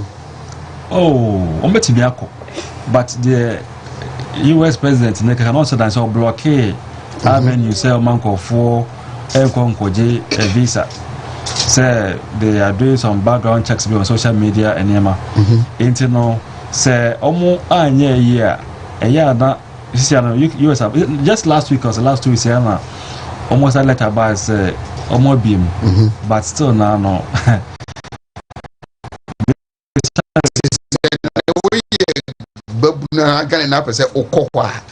documentation is correct. Yeah, correct. And I was some so no correct. And a school corner so school visit the bedroom. Students require every normal visit. Okay. It's no a Buddha hawker, but yeah, I feel more be a montino. Yeah, all right. Daniel Pound no Papa no two is any fashion a former Deputy Minister of Energy or MP ewo afija kwabre north na MPs ne said yankofo dia contusi how no ene wo mu nkofo mo nya admission universities o mpese e wa amana ne o mpese mo bo mo nya visas e course scholarship ne ade ade honorable MP Machi boss me na me the deputy MP on the constituency honorable minim so question bi man na minim say mo problems ba akona no pay me so wo dia mamu no asema mo ke me tie mo raho kakra oraho so mo invest na person tu kwa na ani o long was invest o long vacation 3 months yeah na boy si ko ba akobo gaba ni asem kota o ge kwa ni aje na edimpa na ke woni o akwanya bi say ya you sure say during that time nka e be easy you know by that time no what is obi akwa brochi aba penyimu bi ba you know it's rich man son daughter omuba omukoso ana omunya this visa omutimi yedwuma within the 3 months to omuba back with 3,000 5,000 pounds. Yeah. There's a campus there. Easy. Until I'm happy say there's an opportunity. Will be a feature cherry. I am a constituency. Painting pamphlets up at Patas. So PPP. Painting pamphlets up at Patas.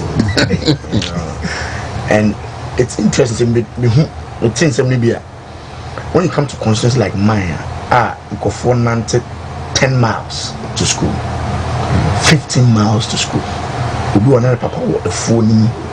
Tiano Panes was sorry, Nancy, and so to even attend school. To have an opportunity like said, you're more can co-invest in just by just applying, and a very nice process with me.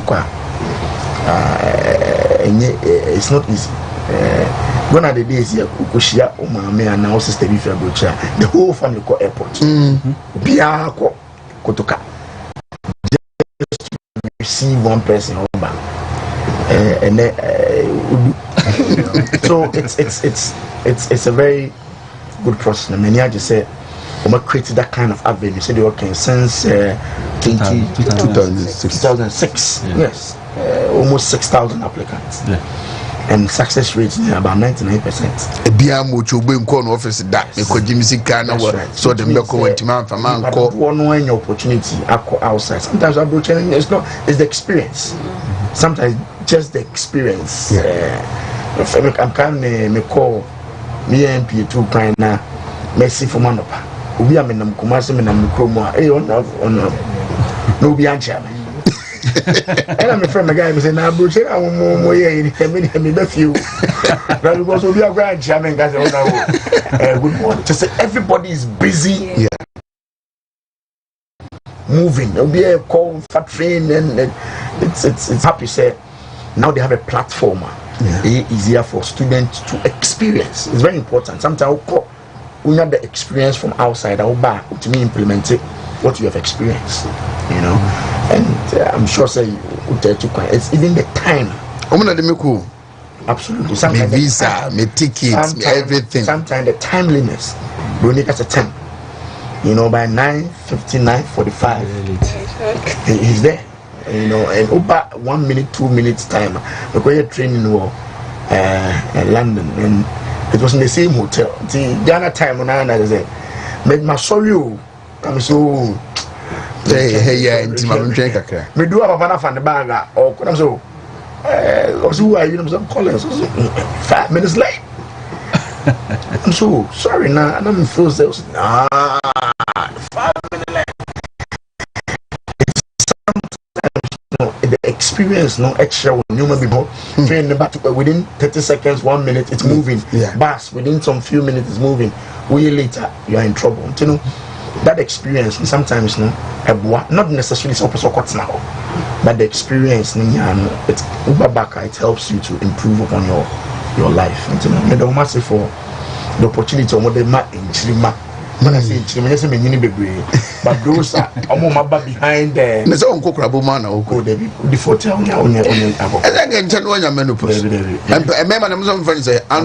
and 40 years 41 years political age no, I'm 41 years. Oh, okay. Thank God. Why you well, dear Jamie? Danny, finally, to Omombeso Mutukano for generally. To come on and said, I just want to make a point. How disciplined you have to some peace request. Yes. Oh, and there is a daily request. And you know, it's easy to apply. According to the system now, apply invest. When you admission, not letter and the more thinking is once that admission letter na bani there. That's what me do. It's a work you know when you easy. Application is different from the whole process to get even a visa to enter any another process. Who explain to moment say it's and one of the key things about the embassy is for you to demonstrate your financial capacity. Say, burden and the state, you know, until you almost say this is Sika say your accounting. And the funny thing, when I'm I don't know Sika no work and from now you are the bro. We have experience in parliament, members of parliament. You know, embassies. Letters from members of parliament, ministers, it carries some weight. In Kalano, with that letter, no many opportunity in that vessel, do something else. And we have situations that embassy is natural to the speaker. Yes, banning certain members of parliament from getting visas to certain countries. Really? Yes, because all the letterhead, no, and no bank statement now support to say, the person enters the system and do something different. School no crowd or cast or corner. The no person answer to rest system to forget about admission. Then out. Most of them say they pay you a rest system or med school. Then they begin. They've written a lot of letters to the speaker. Speaker and notify members of parliament. Some official trips.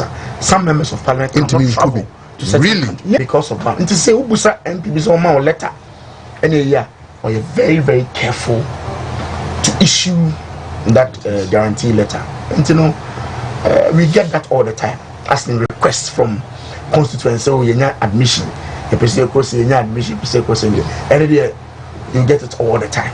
You get it all the time. Schools when I'm going to dig Jumapa, and they'll be able to pay for university. I call your application manner. I'm from a Taiwan. So any US schools we bring any Canada schools and so UK schools, a lot of them we're partners with a lot of them. It's the person could be now some of the students some more schools are more preferred. Yes. That's notwithstanding, you bear their open amount. Then you bear the so I account just in case if you are away and queer, then you have another option. In the for the schools, we have a ton of schools that we work with. In the person could be all you have to do is just get your documentations right, and then then we start the process for you. And a more first degree, masters, PhD, and move their hena. Oh yes, we get for every a senior high school or maybe bring a course we maybe say bit me start a process. Now the problem with that is that bit me start a process now. With such instances, we would need an attestation letter from the school. Said Nipano is indeed a student or mature exams by results out. Into bit me put in application. Now school na man be a friend a conditional offer. Conditional offer nature say any unconditional offer bit we apply for visa. And on the say conditions was what I was a meeting. It is so meeting we are then the school proceeds to give him or her an unconditional offer. Then we check the bank statement, maybe no issue may cast for visa application and documentation for visa application, and then we proceed into OBR, master's degree for PhD for you just PhD for you need to write a proposal of about 3,500 words, and then it has to be strong because they say PhD, you know, say program there a too catchy and something that's a new a novella. It's not really the supervisors don't really buy it. Management, senior money, basic something novel technology. Then some proposal on the back catches supervisor. It was no supervisors say will be rushing for you. As again say we will be called rushing for supervisors no. Okay. Senior Danny. Minim de obeka etwa to de amaye mabuni a omutiu showing na minya okwan na na de why ade matwon pa from Kumasi to Dunkwa Obuasi then back to Kumasi enu to be the term aboni ache no ya kwa esa kwa back into wow ya kwa office akwa yedo mo numbers ni show screens so but if you know so tie radio they might want to contact you and my contact numbers no and then baby I'm over Accra na me now as a powerful this morning so my sa kwenye em say obisa say we person of course school obey day na or apply for admissions baby and today and say most of the students now we may start with the SSC also be over SSC na onhu dia oye parents need to make free or do for an job what done once be a very early morning now or make inquiry say maybe we scope so call a call transfer books and then obey SSC for no more school and I say be away all system SSC and I currently for this WASI certificate now tell me I cannot be to foundation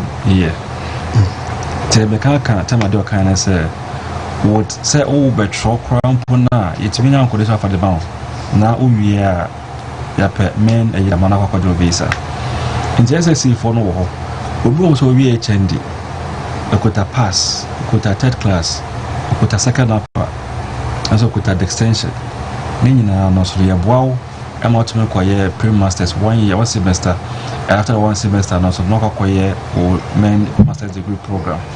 Any of partner universities be also they accept HND into a master's degree program. Oh, okay. I don't more degree. I'm also going masters. We also read degree, so also could pass. And I say be a third class. And I say be a on who they are also all year. Most of the universities be also one pass in third class and into a masters. And also don't over to pre-masters. Into only HND for the same pre-masters no for just 1 semester. 1 semester there just 3 months. Yeah. Do you 3 months now, then 12 months degree program no, and a master's degree program not there. now they are twice. But we also have a master's degree, opposite going PhD, say the term and also no, we here will propose and some money and put them in touch on it. It's we just had a way saying now buy your office. Oh, Accra, West Legon, and the Legon get bypass road, no, the one year. Into no, balance with the qualifications or credentials at the bar. Maybe I'll pay a bit me up and why. Obi also were human and opa Quenya say, watch a hand watch it, or Cusco hand watch it. Onya Quenya beer, Onya foreign exposure beer in terms of say beer about quite short courses. What's an investment on way running in more access programs are a be or about way, apart from the first one, I don't call most of our part-time investors now first short courses are over human now per experience to me our achieve in all course areas I bear short programs so now so that bad day but I bet the workers home human be a way into you boss up when it's a matter of the phone numbers not to yes send a bear and maybe a one or that to send a bear boss Thelma. Okay, Pacho, your numbers near 0244 783000. Pacho 0 is near me, sir. And now 054 839 3600. Pacho, your new Toyota Ghana building near Legon Gempa bypass no opposite to our flags 5 away in home. Car white parking in Hodivia. It's Pacho, would you have no way in my show? Great, and no a Globe Educational Center penny for maka umu who's a metukwan bia papa ya ote won sani fa metukwan ya no ne meko momba se meko biodi amunko kan che dani ene Thelma umu ena de meko sa de meko ba visa no modi tuma na se omojama me da se se mikase momba na muni mabru nu su medi nkomo no munya kwan de ma me nyame hwam. That's good. Sure. All right, enti afi foko befa dani mu kwai say na data foko ni wa hene mo emra honorable MP constituency to say I don't know who me ehuru still is a more DC and I'm only DC. Well, for me personally, I think say you do and maybe we have to protect our democracy. And the concern for me is not about do I DC and answer on your DC. It is the and that is my fear. Subsequently, your democracy na be a practice. Maybe no, there will not be any need for the democracy. 2024 elections, no, and my thinking was that you came. The president winning the elections. KMA, Council of State election. Something similar happened. You sort here by kind who say, papa, cancer board were winning. Then suddenly, Nancy be reporting to the National Security for Bureau, say ballot papers, no say. Processing and it is that process leading to the new Council of State member of the Ashanti region. And me, my fear is say I'm sure so I didn't my question because so parliament now MPs be breeding command. Everybody is preparing himself for the next election. Because we're preparing who also say be a campaign be with some superior arguments. And the campaigning in as a honorable hit me to Obama will be a ballot box paper. At the come you declare will be winner there. Me bobo and me bobo I must say the bear. That is what is happening, and that is the danger, and that's my fear. And maybe in some course on constituency to a general platform, that is the general concern. MPs na express it. Na I affect just the MPP. It will affect the entire democratic process. It's say they say the Obayana say Obe chef for the next 2 years, no build macho men be 100 to 200 coalition center don't be as on better ballot papers in no money yeah easy officer and say declare nipa way no declare that's it and that is my fear and if you just a very peaceful area what we are experiencing now no see I say here it will get to a time we may have to do same and no problem money apart from that no there and can make many problem but to protect our democracy and I think say the illegal has to be reversed. It is important. It's important say the right things are done, you know, just to send a signal to everybody. Say Wontumi mfa emrano nshaw to perpetrate an illegality and claim to be a DC and no matter on a pacho kwa him for was no yeah kwa him for was money him for ne ba ho no a sebe omdum ko gina nsuo mu no omko pacho ma omo. We've heard all those things but baby I do na chawpa it is a protection of the democracy yeah practice that's what is important on one kasa I know say minimum I wonder how he feels so a DC when clearly no 3 times you have to bet you now akofa nipa 26 nipa 22 21 convince mu 16 100 armed men o ma share reflectors actual national security led by one Ivan who happens to be the deputy liaison officer Ashanti region I'm wondering how things are going to go. And me, as a member of parliament, prevented from entering the auditorium, you know, by some national security guys. We are, you know, I had to leave the place because of the text message. Madam Fidima, Mr. Minia, you are one of their main targets, so leave the place. Meaning how only presiding member and assembly members, who's going to call a meeting? I said, you approve your budget, you know, but I say, no person more corner there. I leave it to them. Wow, Dr. Wahne. So you started your tour baby, you started, oh, your Bora office, we, your copper momo for your Bora, your promoter, your constituency, led by the same person who is here.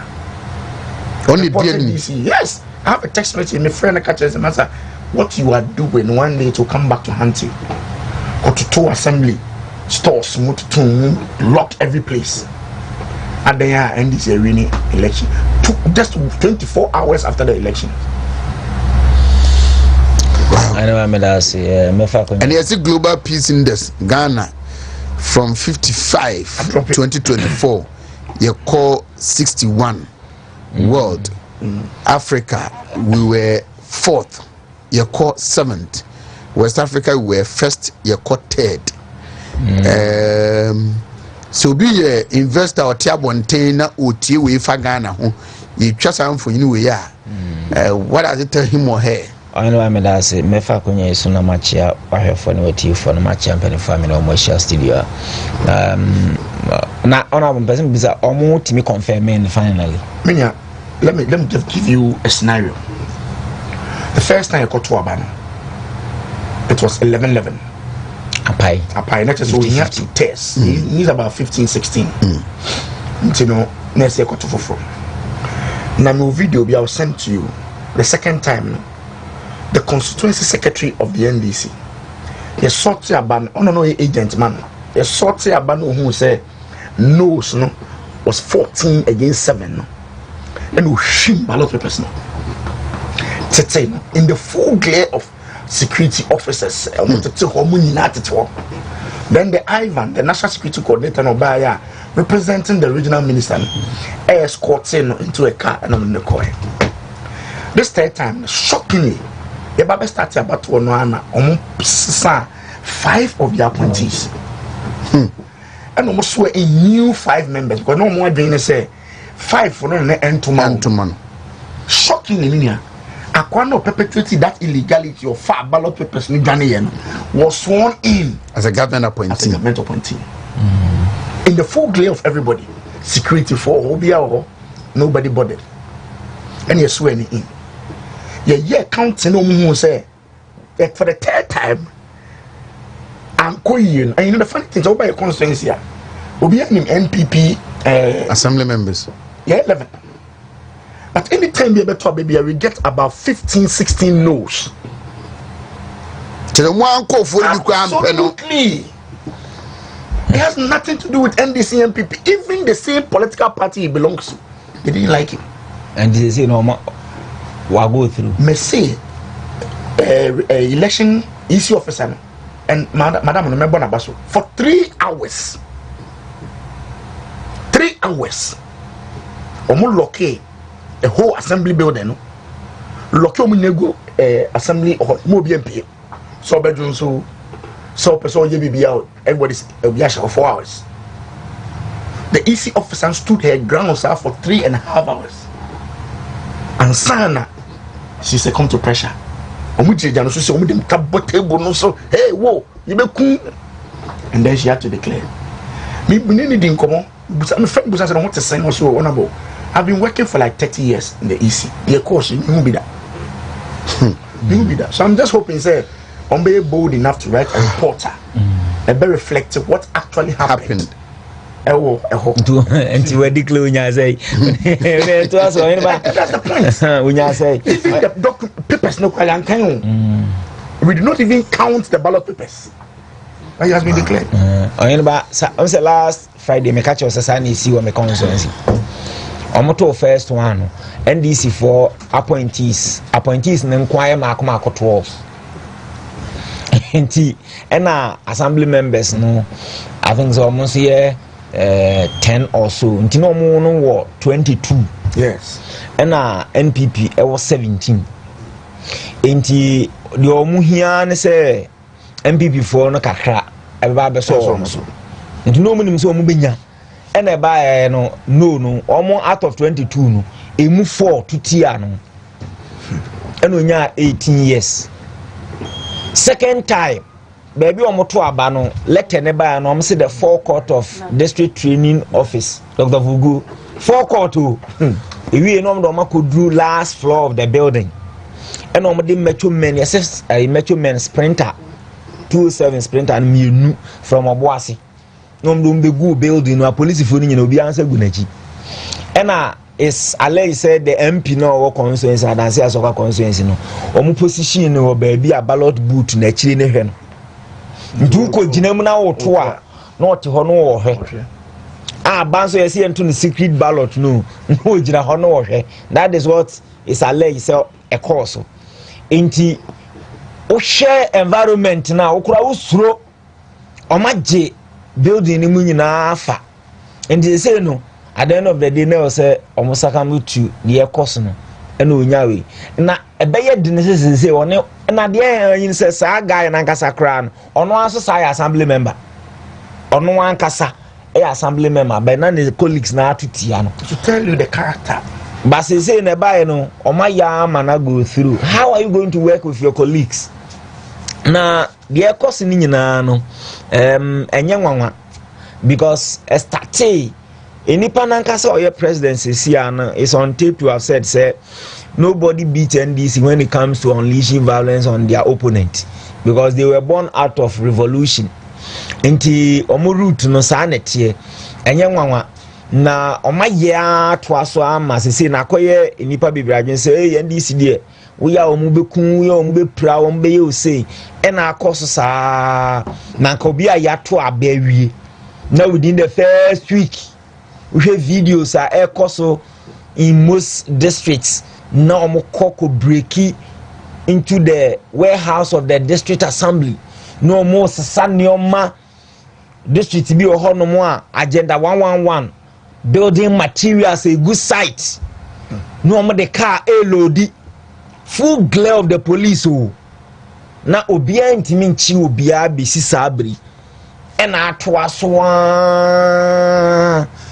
intino sese no accord to the level say mbibodi say koye DC ya upe umpeu e was say we go through but the nwanwa ne say side ye ekoso yi ebisi wo Honorable Afenyomakin constituency first time guy na omubo ni din no okoye olusuye knowing very well say omukọ mbesa atu atia no e ho de omo ntimi amfa katashi ani bibi amfam President Mahama sesa nipa no adenti na ba Ashanti region na ubo obi din na say assembly members nso omo mpena na makosesa meto men edi be hunahunu ahemfo ni assembly members no edi ya na Ashanti region aye mentiase say other regions there ye bodin na say omukoto na nipa ni lusu a na wasesa no beba Ashanti region there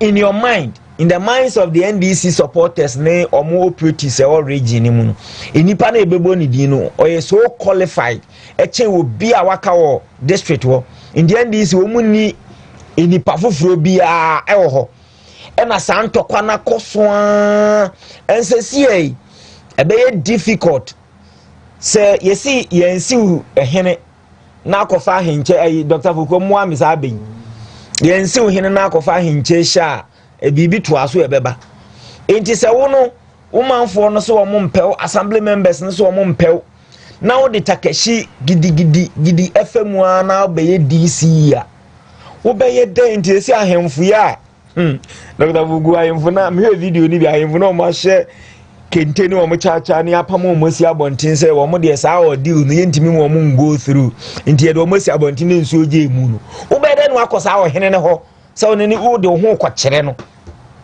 na wo be ye de no obodwa a watimi akobi enti afi wo be DC be na wo hyedem o hene be na wo betimi akone na so wo sa Honorable district ni ye de afija kwabre north enti sa ahemfu ya ubu wo mani mutie ya enam se wupe position ti ye kan si abontia utiri anyeye o musi abontia ne nsuo ye mu me ano na me ase no say omo de omo the plan has well been hatched say omo ba be implementing ti no omo nim say EC ni assembly members ni nyina omo no omo be wu odam ho but ahemfu no de omo ntimi ni omo sa masane video bi ma Foko producer.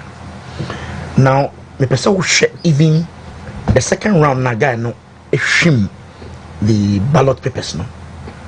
Me person ashefo share the scene, the way of snatching ballot papers. To it's no the dwane. It's and nanye sano mo ye no we council of state election.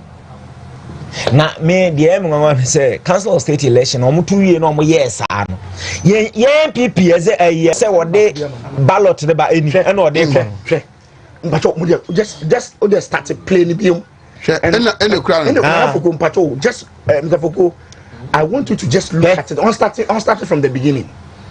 So a producer a bit much asha say ba ko chika kra bi mame no look at this guy. Look at this guy. Snatch ballot papers. Police for her. Me see, commanders, I was sitting there. This is the guy. This is the secretary of the NDC of the council. And he was sworn in the next time. I send another picture to him. Or you're swearing in. And the Ghana has a appointee. Say yeah, two abano because snatching ballot. Wow. How do you on do camera? See. Yeah,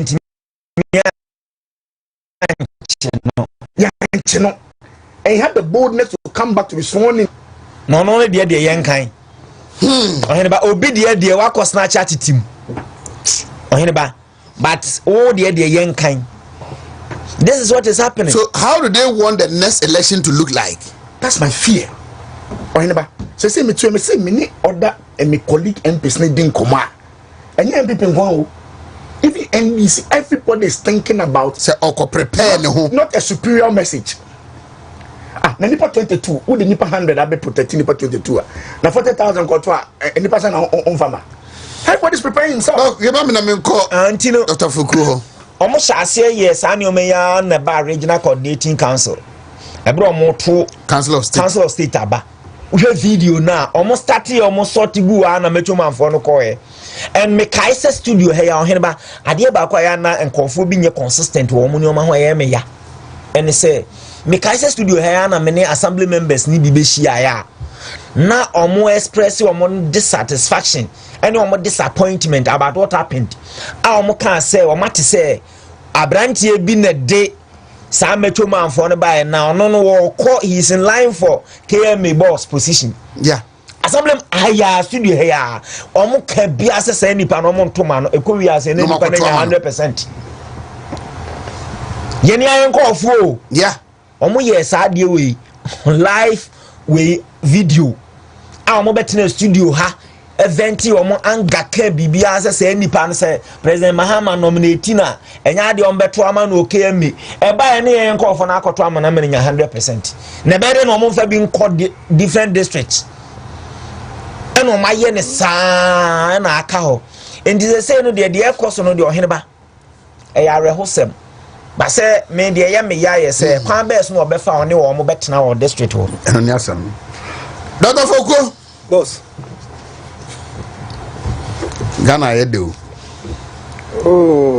anyway I mean share obio I mean share honorable enye Ghana na yede I think say yes say duaman ho kwan na ewo ekodori mu no I started acho because honorable na omokoto aba kukuyi omko speaker MPP for na dozo then I started free baby when masa ni man de demo na kwan na be demo say then omkoto about parliament omkoto ma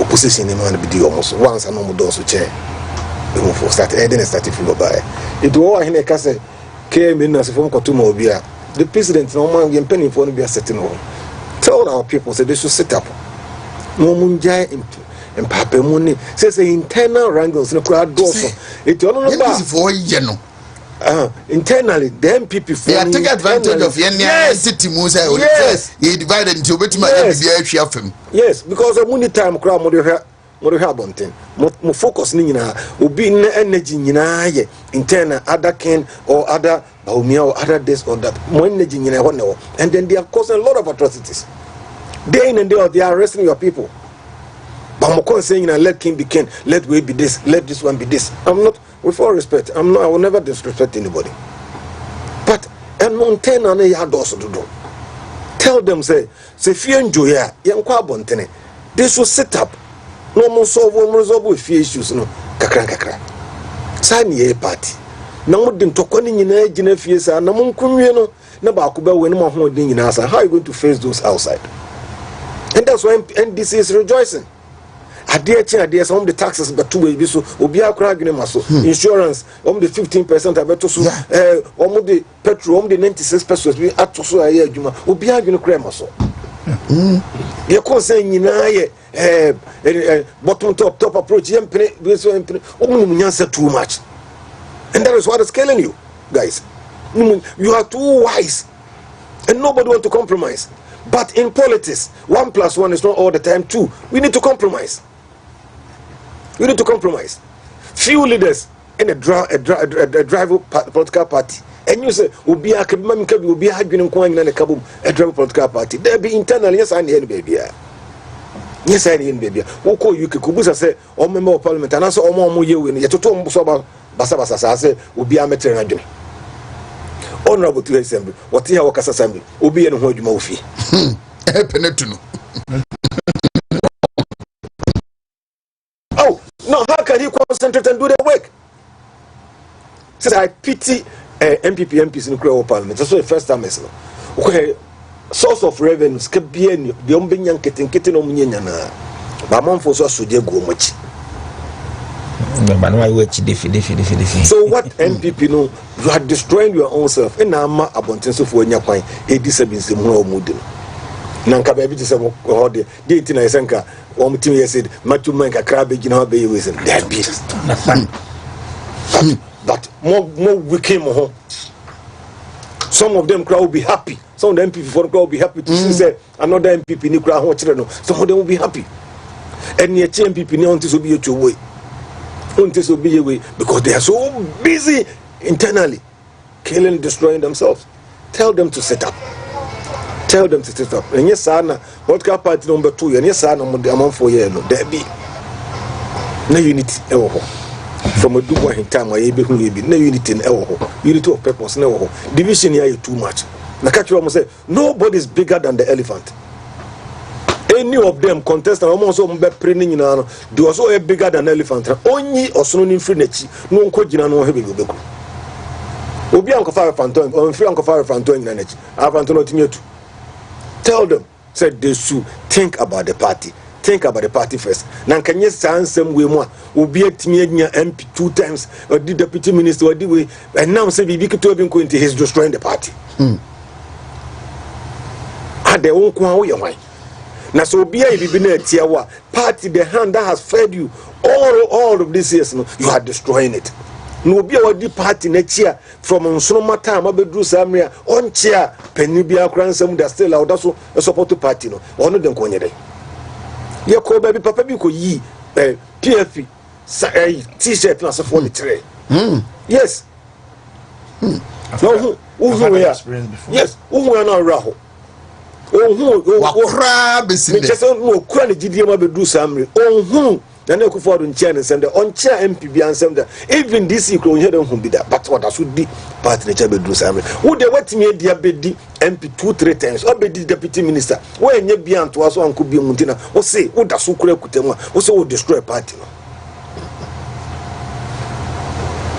Ana mutiri mo den sa pesa min kumunyan ye fa nko bebia. MPP or supporters over 4,000 to 4 million. Now what be your opportunity as zombie? Let's say bibi anko ye kakra mo also you destroy the whole thing. How wicked are you guys? I don't myself is the two person say o chen o ko NDC mu ne ko he Spioga Bramone sanko funu bi. Where are they now? But what is some begina to to name hwe name go. Spioga Bramone presidential material. Na me share kokubu on baby. Ni ufu na sinya ko radio so say radio so say enye ko na radio so say ha de mi share wa me ka kire you understand it. Even Baku obedi chairman MPP to chairman ya not yeah actually o man it na say say whatever I said MPP afoko na sefo o mu nyina na sepo but they are so mature. So tell those people no Quran Quran won be mu na nse no mo tiatia mo bebrebe no tell them say they should learn from people like that. Papa so what is on begin about to name because these people will take advantage of the disunity now, among us. Now if you create the whole this now, what do you want the people to do? What do you want me kra me MP NDC for anka me fetchira aye niam bebrebe because mo agene ni ho. You are fighting among yourselves. Tell them to sit up. No munjai sa pesa mi nkumunyan ya doso nkofum yenu bi kra me nsem dem tell mo kra na me bof. You have gained a lot from the party. You have gained a lot from the party. Now recognition on your platform no in your party no as a platform. One and kenimo. You have the right to go join in for an answer, but the status quo must remain. So how so now person bubu ni name say no, and yet it's evil. Tell them some former energy and no more resources and more the rebuild of the party so that they can face the common enemy, which is the NDC. How come say Ubako Akufum any Adansa Sukwamo now NDC in charge of the whole place? Mama Moko and Kombe. The economy is a code say the next election they tell them to sit up. All right, no man, sit up. The authority would never forgive them. The youth, those who are coming, would never forgive them. Even from Sekwami to Honorable, you may Ghana today, so a child 1st July, 15% premium on VAT, properties, fuel increment, 96 pesos, be able to so. Vis-a-vis D-levy at a time crunch was in the unity sa and so electricity prices tariff increment 2.45b and so aba and you say you see the no stabilize and ya but prices of goods and services you say data credit crab core credit crab what dear just say oh to add say show ni pre na asa na eko a lot of things happening but it looks as if say womu ana yeti omunka under na nado Dr. Baumia government are silent today brante bi akɔhyɛ ayi Ghana flag ya kata mu akɔgyina Independence Square akɔ kisi umano gay ho asɛm onti so bi eka the silent ayedi yesi US the visa ban aba kyese ensem bebrebe na nra kra de attorney general de wabɛsa asɛm no kra yewura dubu ahe asɛm ya umudie okofa national security account record from 2017 to 2020 and a request the lawyers attach am edekwe no wayi before Nanado's administration any now from January to June 30th national security what year no from just an attempt to paint the administration in black or look corrupt just and some because of describe Ghana today man now over describe Ghana say you know the cost no I think say Ghana for we didn't pay attention to the budget. Now budget is one of the most important documents of Parliament. The era to forcing in or budget name. Yes, and I'll read portions to you. Let's start with the energy sector. Oko paragraph 253. Patro 2025 energy sector measures.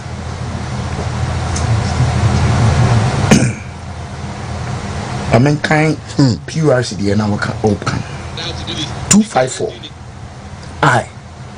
PURC will continue to implement the quarterly tariff adjustment to reflect changes in inflation, exchange rates, and generation. In addition, PURC will also undertake the major tariff adjustments, which will be due in the fourth quarter of 2025. Fourth quarter of 2025. Today, we need a jump. I'm going to within 6 months, it cost 17, above 17%. Fourth quarter, when you're ready for the major tariff adjustment. Now, Maminko motor insurance here can answer me to 258. Now, Mr. Speaker, I had an order fans. We will abolish the 10% withholding tax on winnings from lottery, otherwise known as betting. We will abolish the electronic transfer levy. We will abolish the emission levy on industries and vehicles next year. We will abolish the VAT on motor vehicle insurance. We are driving now to Kemanu and Yaji. But he was specific. VAT. Abolish the VAT on motor vehicle. Just motor vehicle. Which means any other non-life will be taxed. The motor vehicle. And if you say at all. And so he was specific. Just motor insurance. Say some minutes here, building, someone insure 15% the bar. And then 15% go. There is another 6% levy NHIS. So levy in your hole. So you should know that effectively you are going to pay 21%. Wow.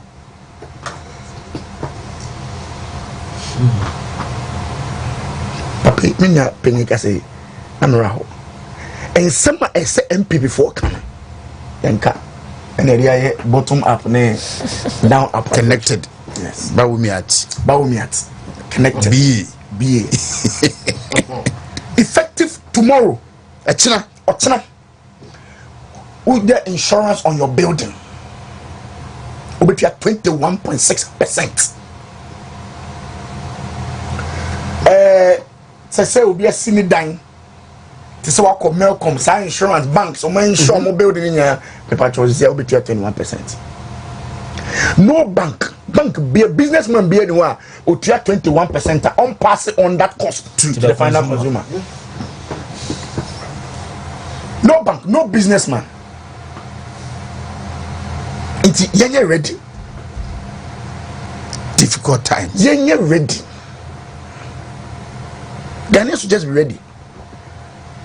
Because the cost of doing business at the cost, every rational businessman will pass on that cost to the final consumer. Yes, economics, we call level 100 at 101. Simple economics. So you're ready. So 21% as I make it, and you know say what kind of electricity? Yeah, almost 2 point something percent. 4.5. Thank you. Almost the back 14.7. Okay, almost 17%. Yeah. So within 6 months, electricity cost by 17%. Nyame kwa na I adom say 1 cedi no ma suspended. And no energy ministry say it is still effective. Yeah. Implementation of suspended. So almost had 1%, 1 cedi be count the year. Oheneba, me person ko share the PURC statement. Omo be increase the 2.45 now can. Obi anko read the statement no. I have a copy of the statement. What is even dangerous? The reasons for the increase. Remember, PURC, we are 25th of June 2025. Factors under consideration. I have a copy here. Ghana cedi dollar exchange rate, one of the factor. Inflation rate, one of the factor. Price of natural gas, one of the factors. Electricity generation mix, one of the factors. Outstanding revenues, reserve capacity, the Kumikran last one, cost of fuel. Cost of fuel. Who say IPP negotiation on moye yen. Omo catch the governor say, Mr. Foko, fa generator ne bra. Generator no de ba de fabra Ghana. Ya beto fuel say gu. Na mo fuel no pa ya antan mu no wa nyu supra e be say tia. Take up. Say we are being charged for fuel now. Yes, our Toma IPPs no. And the power generators no. You are being charged for the first time. It has never been part of the tariff adjustments. Let's say Ghana for Bianco ready. The reason I'm the Maya, I'm the ones in the buyer. The same reason. Almost 1 cedi, no one to fuel. And almost they are charging it as part of the tariff adjustment. And Mami ready protocol Manamonte.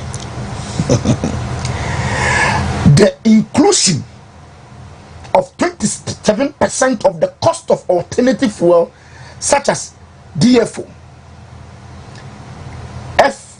HFO, and liquid crude oil. So Ghanaians should just breathe themselves up. It's as simple as that. Now we know anyway wow. Media review na eba no. Mo de muntie de eba. Media budget review. Oh. Or pay $1 to 15 cedis. As part of the revenue measures. So there will be a shortfall of 5 cedis. Yeah. Because the dollar and the Bank of Ghana rate near 10 point something. There are 2 years is to close that hole. And we can levy. Oh yeah, bonabaso. Bien as minority, we are advising her. So what you wanna say exchange rate number from now when near Gia? My more practical example. Now dollar is 16 cedis. Until the person cost $100. We here 1.6 160 Ghana cedis.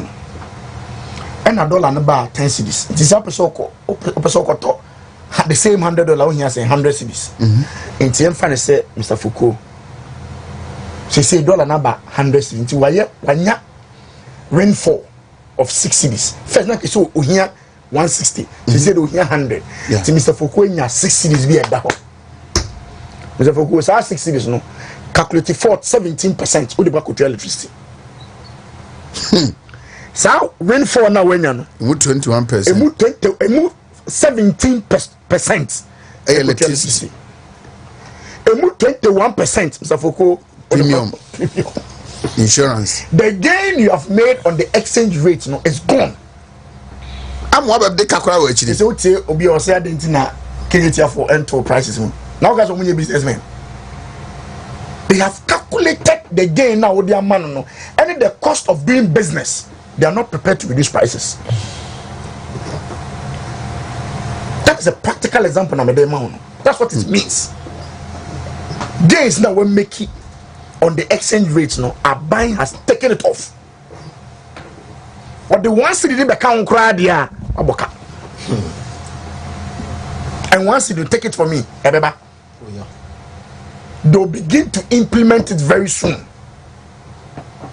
Omo be beyond friend energy, green development transition. Green transition. Omo budget ni fund be beba. And so be just careful here. Say media review ni beba. Oba friend me say me dem your correspondent. And che oba friend me.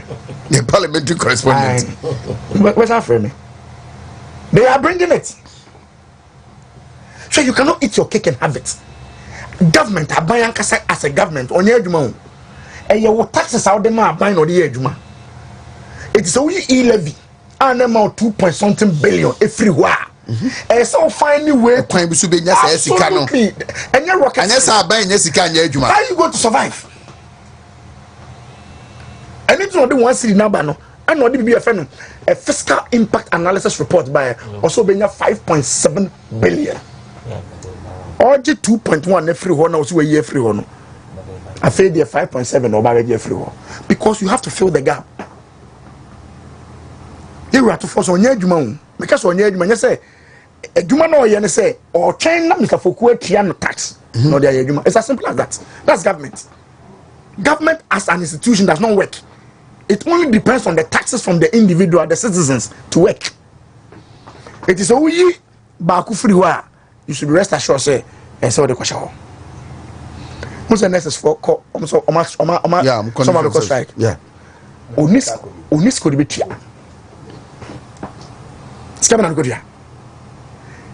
Because they be American, me say Ghanaians should take interest in the budget. Because the budget in say are buying a corner of fast over any sicken and the corner of fast over spending says no budget. When you say his section is I hint to say they'll be going back to the international market. Oh, Mr. Conte. Oh, you don't have an option. What the option after the last review? No, my review, IMF review. No, the World Bank Executive Committee. They not proving more. They'll be going back to the market because you have to fill the gap. Where are they getting the money? Where are you going to get the money from? The only way you can fill the gap is to borrow. So get ready. Everybody should get ready. Say no India cause good way on every next week you call. Yeah, internal hoyo haye. Mekambia is a Wednesday nkwa. Of course I'll say a cap party masem. But even if we will do on Wednesdays because I was saying that time Emma what is happening under this government. And that's how they will take advantage of it and then Ghana for they have already taken the advantage. And they are still continuing taking the advantage. And Oko radio shows now for more. Oko ya topic on whereby King versus Bahumia. No, you don't pay taxes to them.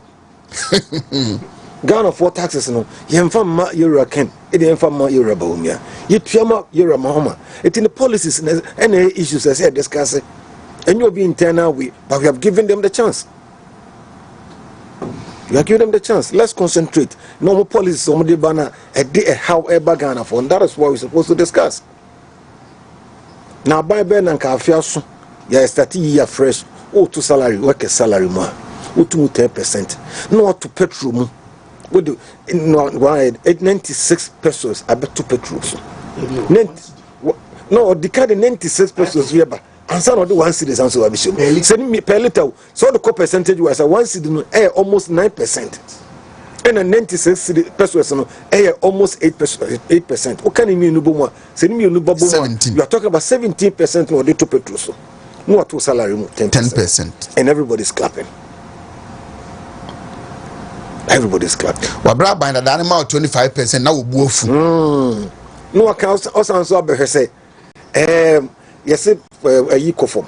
dollar na ho de ko from city kosro this artificial unya adwuma bia na saa de na sintino emma ya brabo mu bia enjoy say ade ankase de na ho de kosro because why increase export export no akosoro koko akosoro nyema bia ye de ko bia akosoro ene ye tie import no so nkoko ye ne de ba de na ye friends adanse so kwa MP former KTM on mpeni focus on importation no mo brebi no kasa principle in the buy and a dollar ho de na ba former can you clap majority of Ghanaians will enjoy but as you speak now bayira eba foforo afi tachima ne boarding na ko so ko dada driver for so omo nti omo lorry fare so ada omo convince omo do makosi tokro bi mu a convince miemi omo kon so omo nti so no matter so 15%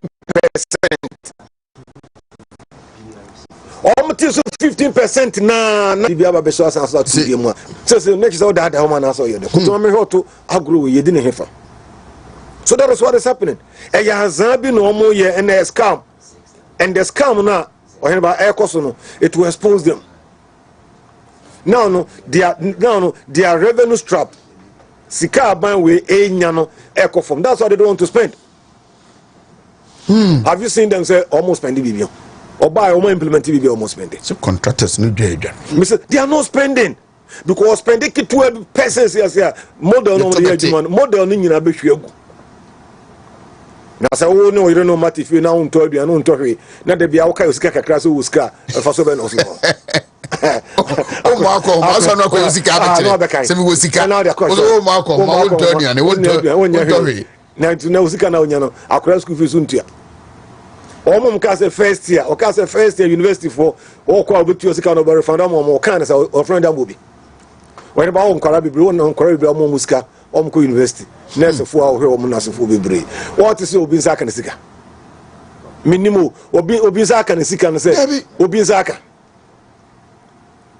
oba o ka say oba ya nkwara no mo ko double track no o make sure be free ho no what is say obo ho wa say o the means be am na free ho 6 months in major project be no the nsaka and koko crank tinketi o ka so ye no otimi ayibi. They don't have the means to spend on anything. They are just turning in a year with salary there. Between the bonds, kakra now to your salaries, and that is all what is happening. They are no much that to talk cars no more to fuel, no more they call. The economy is about the do baby, who change the beer. But Ghanaians are not seeing it. They carry $1 above from Pechino number 1 in Manson containing dollar number from the day. Obi reserve or pay go no about who the reserve and next year who free so the reserve by no hubio. And you are now depending on gold.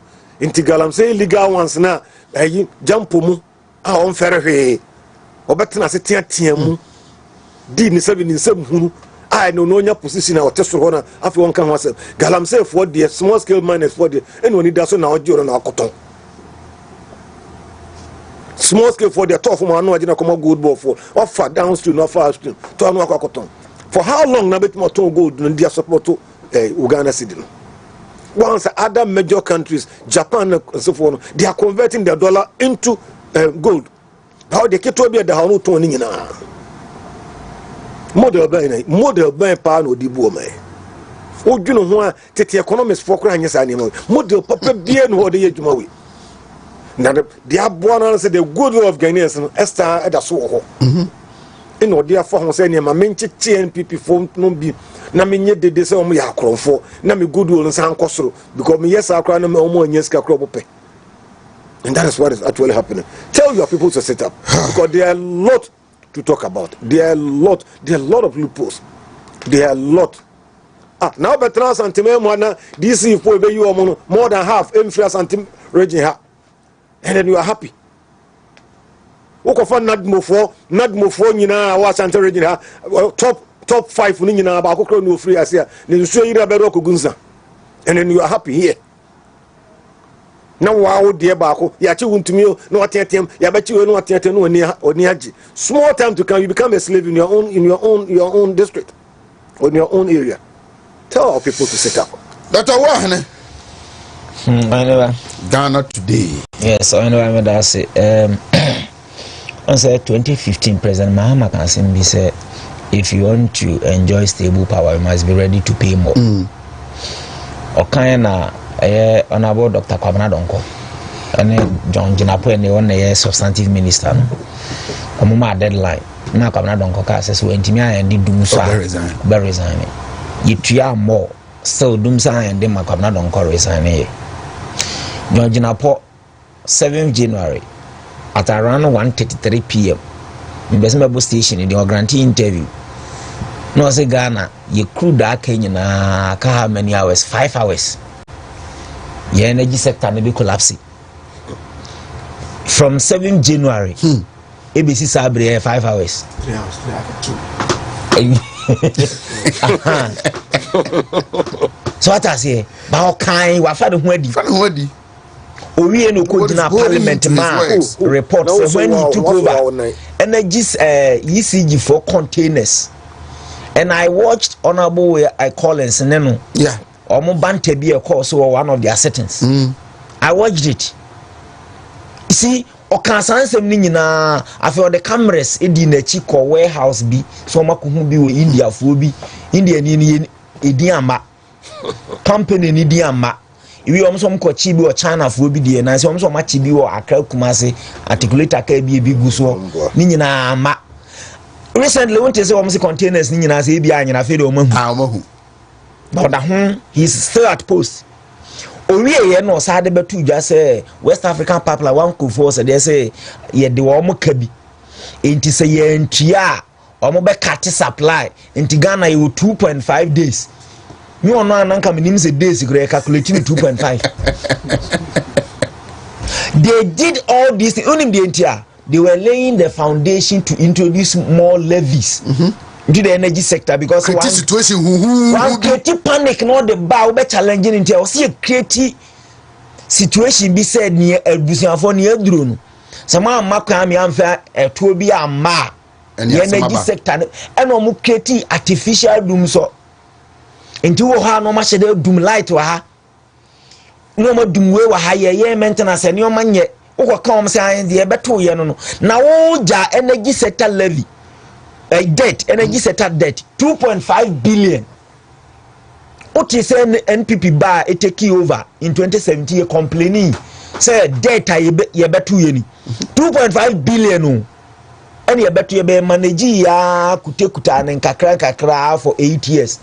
Ye free power no na 3.1 into sha effectively and relatively 600 million ye de be count over 8 years.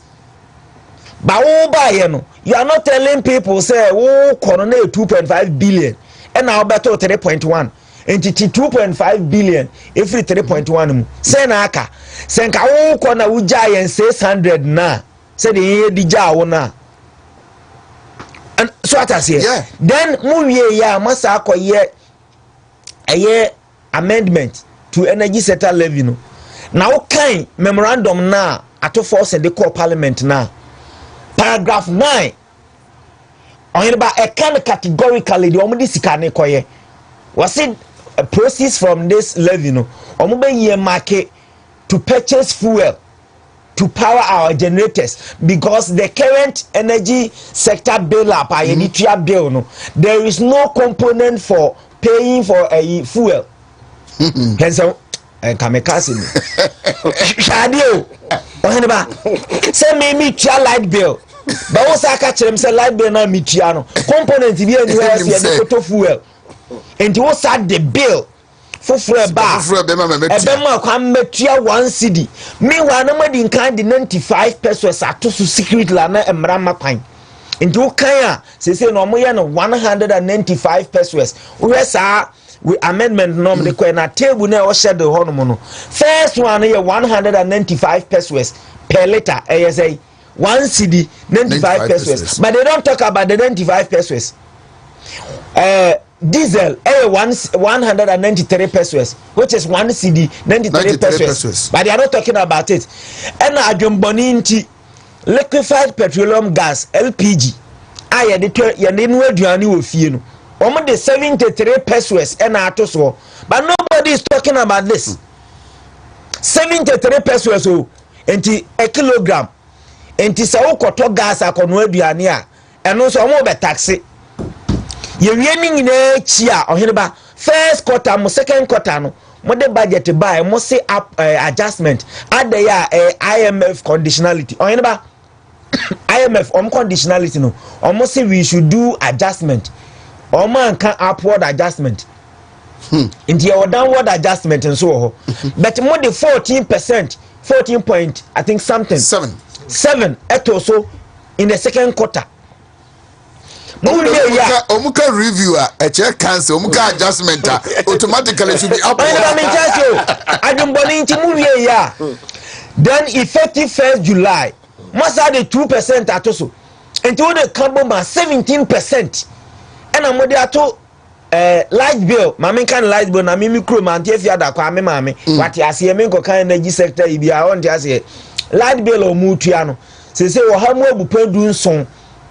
NNDC by within the last 6 months. Omodi atoso. Sanyo men nyina o homo mayen kamo sori anamo de ntokwa wo party ni mu Kennedy ni Baumia na we mo mayen nya kwan me nkasa ansem we and the media houses ni nyina ye last weekend ABC ye maame topics na se me kwa asase mu me nka me kwa mo NDC ni na yire no ho ne kon ntini wo kasa eduru me so anam say me what problem with form editorial though me staff wa habet editorial policy we pa there say issue e cost wa me tia light bill ni ade wo se me meka Kennedy Japan ne ba umi ho ase me nka only tia tax no enyo omo ne tia tax afi na host ni bu afu na say wo se me nima enka ma anya atumi se meba na am se ma je atumi meba be me pese etiefu etie nyina hunu how biased you are ye ntimi tia light bill. And your man cost on call for the Lusu Munuma Bank of Ghana terminating call for contract appointment. Say on the basis say or more probation period so you no more renew. Mama yen kasa asemono. What better also mean Kennedy Japan na uble munu so enye because yen penny for na this asemu yaba. One na twa every one ho kontoko hunu one supporters. Ekontoko hunu enti hwe ne ekoso ye hene ba ye nya time nka ho asem ene obebie radio station na me de this guy Baumia campaign communication director in 2024 miracle ya de bi o joy Evans Mensah say no lady bi MF bi the polls ena ne hostu na NPP ni ba akwa studio ho so kasama na Kennedy Japan ena o mo frɛ miracle ena o ka kire ne say or advice ne say onko asante achem onko boa the rebuilding. This is not the time to talk about Kennedy and Baumia. That's the point. At this time, what dress up suit, as a tie, I got in a studio, so Kennedy Japan and Baumia wasem. Our brand new make us to the mundane issue affecting the ordinary Ghanaian person wasem at this time. And I'm more creative topics, and my media houses, and yeah, bre. Let him be king. And then, yeah, assembly naba. Intimate. Party mpeni mfo na asane o mane cost no munyai o manyai a Oheneba ebeye kakra no ye nyina ye betintesu kokko ye bekọ support Brian na champion because entokwa say no de beba na Kennedy wini Baumia nkofo nto aba Baumia wini Kennedy nkofo nto aba dia ye nyi oyini nyina nchen me pay independent ade Dr. Foko boss yonkoi issue no yes obi yenyi obi nchen ayo bisi jere be Dr. Foko me kan no plan chiro mo hey me fa enke kan me fa hu enye hu na me ka bia it is sanity dia ska you know say you na be woni na head abi de won chese yenyi we no nyina si oba na oba we na obi kan so obi nye we obi kan so obi ye no obi nye I'm not here to judge. But I catch on the statement do Ukraine he has you should let him be king. Or him crowd we are saying na him penny for na kra. You two omofo. Obi enu ayen tu no for man intimidate na adwene. Eti omo aka nyina ayen fa botre enkasa nkyere omo nyina no bia set up. No omo say party no in the paramount. The interest of the party should be paramount and your individual interest. I don't know the one person a team near political party, one person team sponsor political party. The obi o kaso no kwa no sponsor party be who obwa.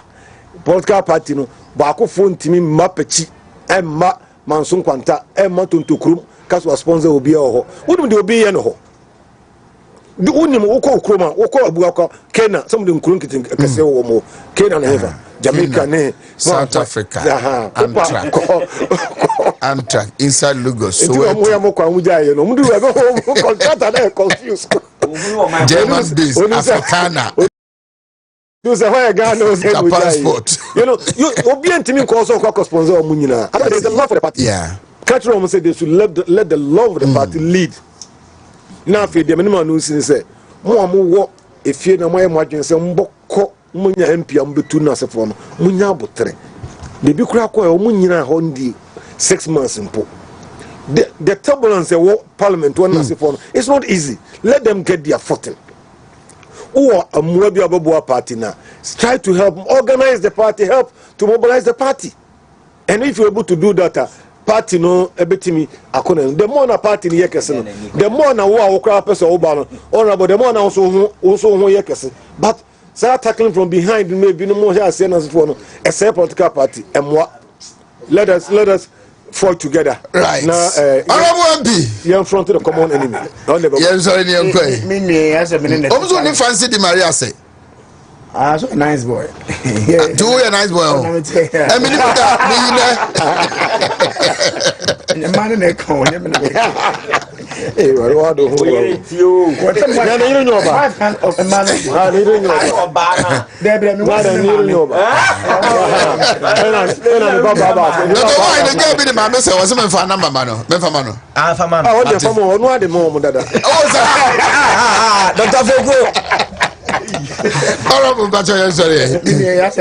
Parliament. I like the way I read the document. Now, because of the energy committee document, okay, I have a copy. And then just read budget, paragraph 264. Consequently, without increasing the levy, the key word, without increasing the levy, we will also review the Energy Sector Levies Act. Review. Without increasing the levy. But what happened? And now, memorandum no can I have a copy here. It was very interesting. That name the password can was paragraph 3. Or say this consolidation will, however, not increase the amount charged on each of the fuel.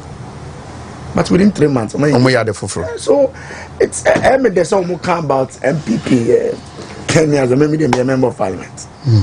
Let me say I'm very clear in my mind who I want the OPE. I'm clear in my mind. Decision is already made. But the way I over culture okasam. Yeah. So the other opponents may move. Yeah. I'm clear in my mind who I wish to be the party. I'm clear in my mind. Nothing can change it. I'm clear. Because and I'm very clear who. But as a leader, no, so yes, circumspect, so you careful manage. So after the election, absolute. That's all I can say. Let us say Honorable Collins Adumako Menisa MP Efija Kwabre North Dr. Inokofi Buache Owahine Echampong a lecturer KNUST and Bacho Debbie. Oh, dear, me cram the crowd, Jafana. Or catch a girl, Jano, Menami MP. They don't know. Besides, MP. The Americans will be an independent person since someone kind. Come on, find be someone.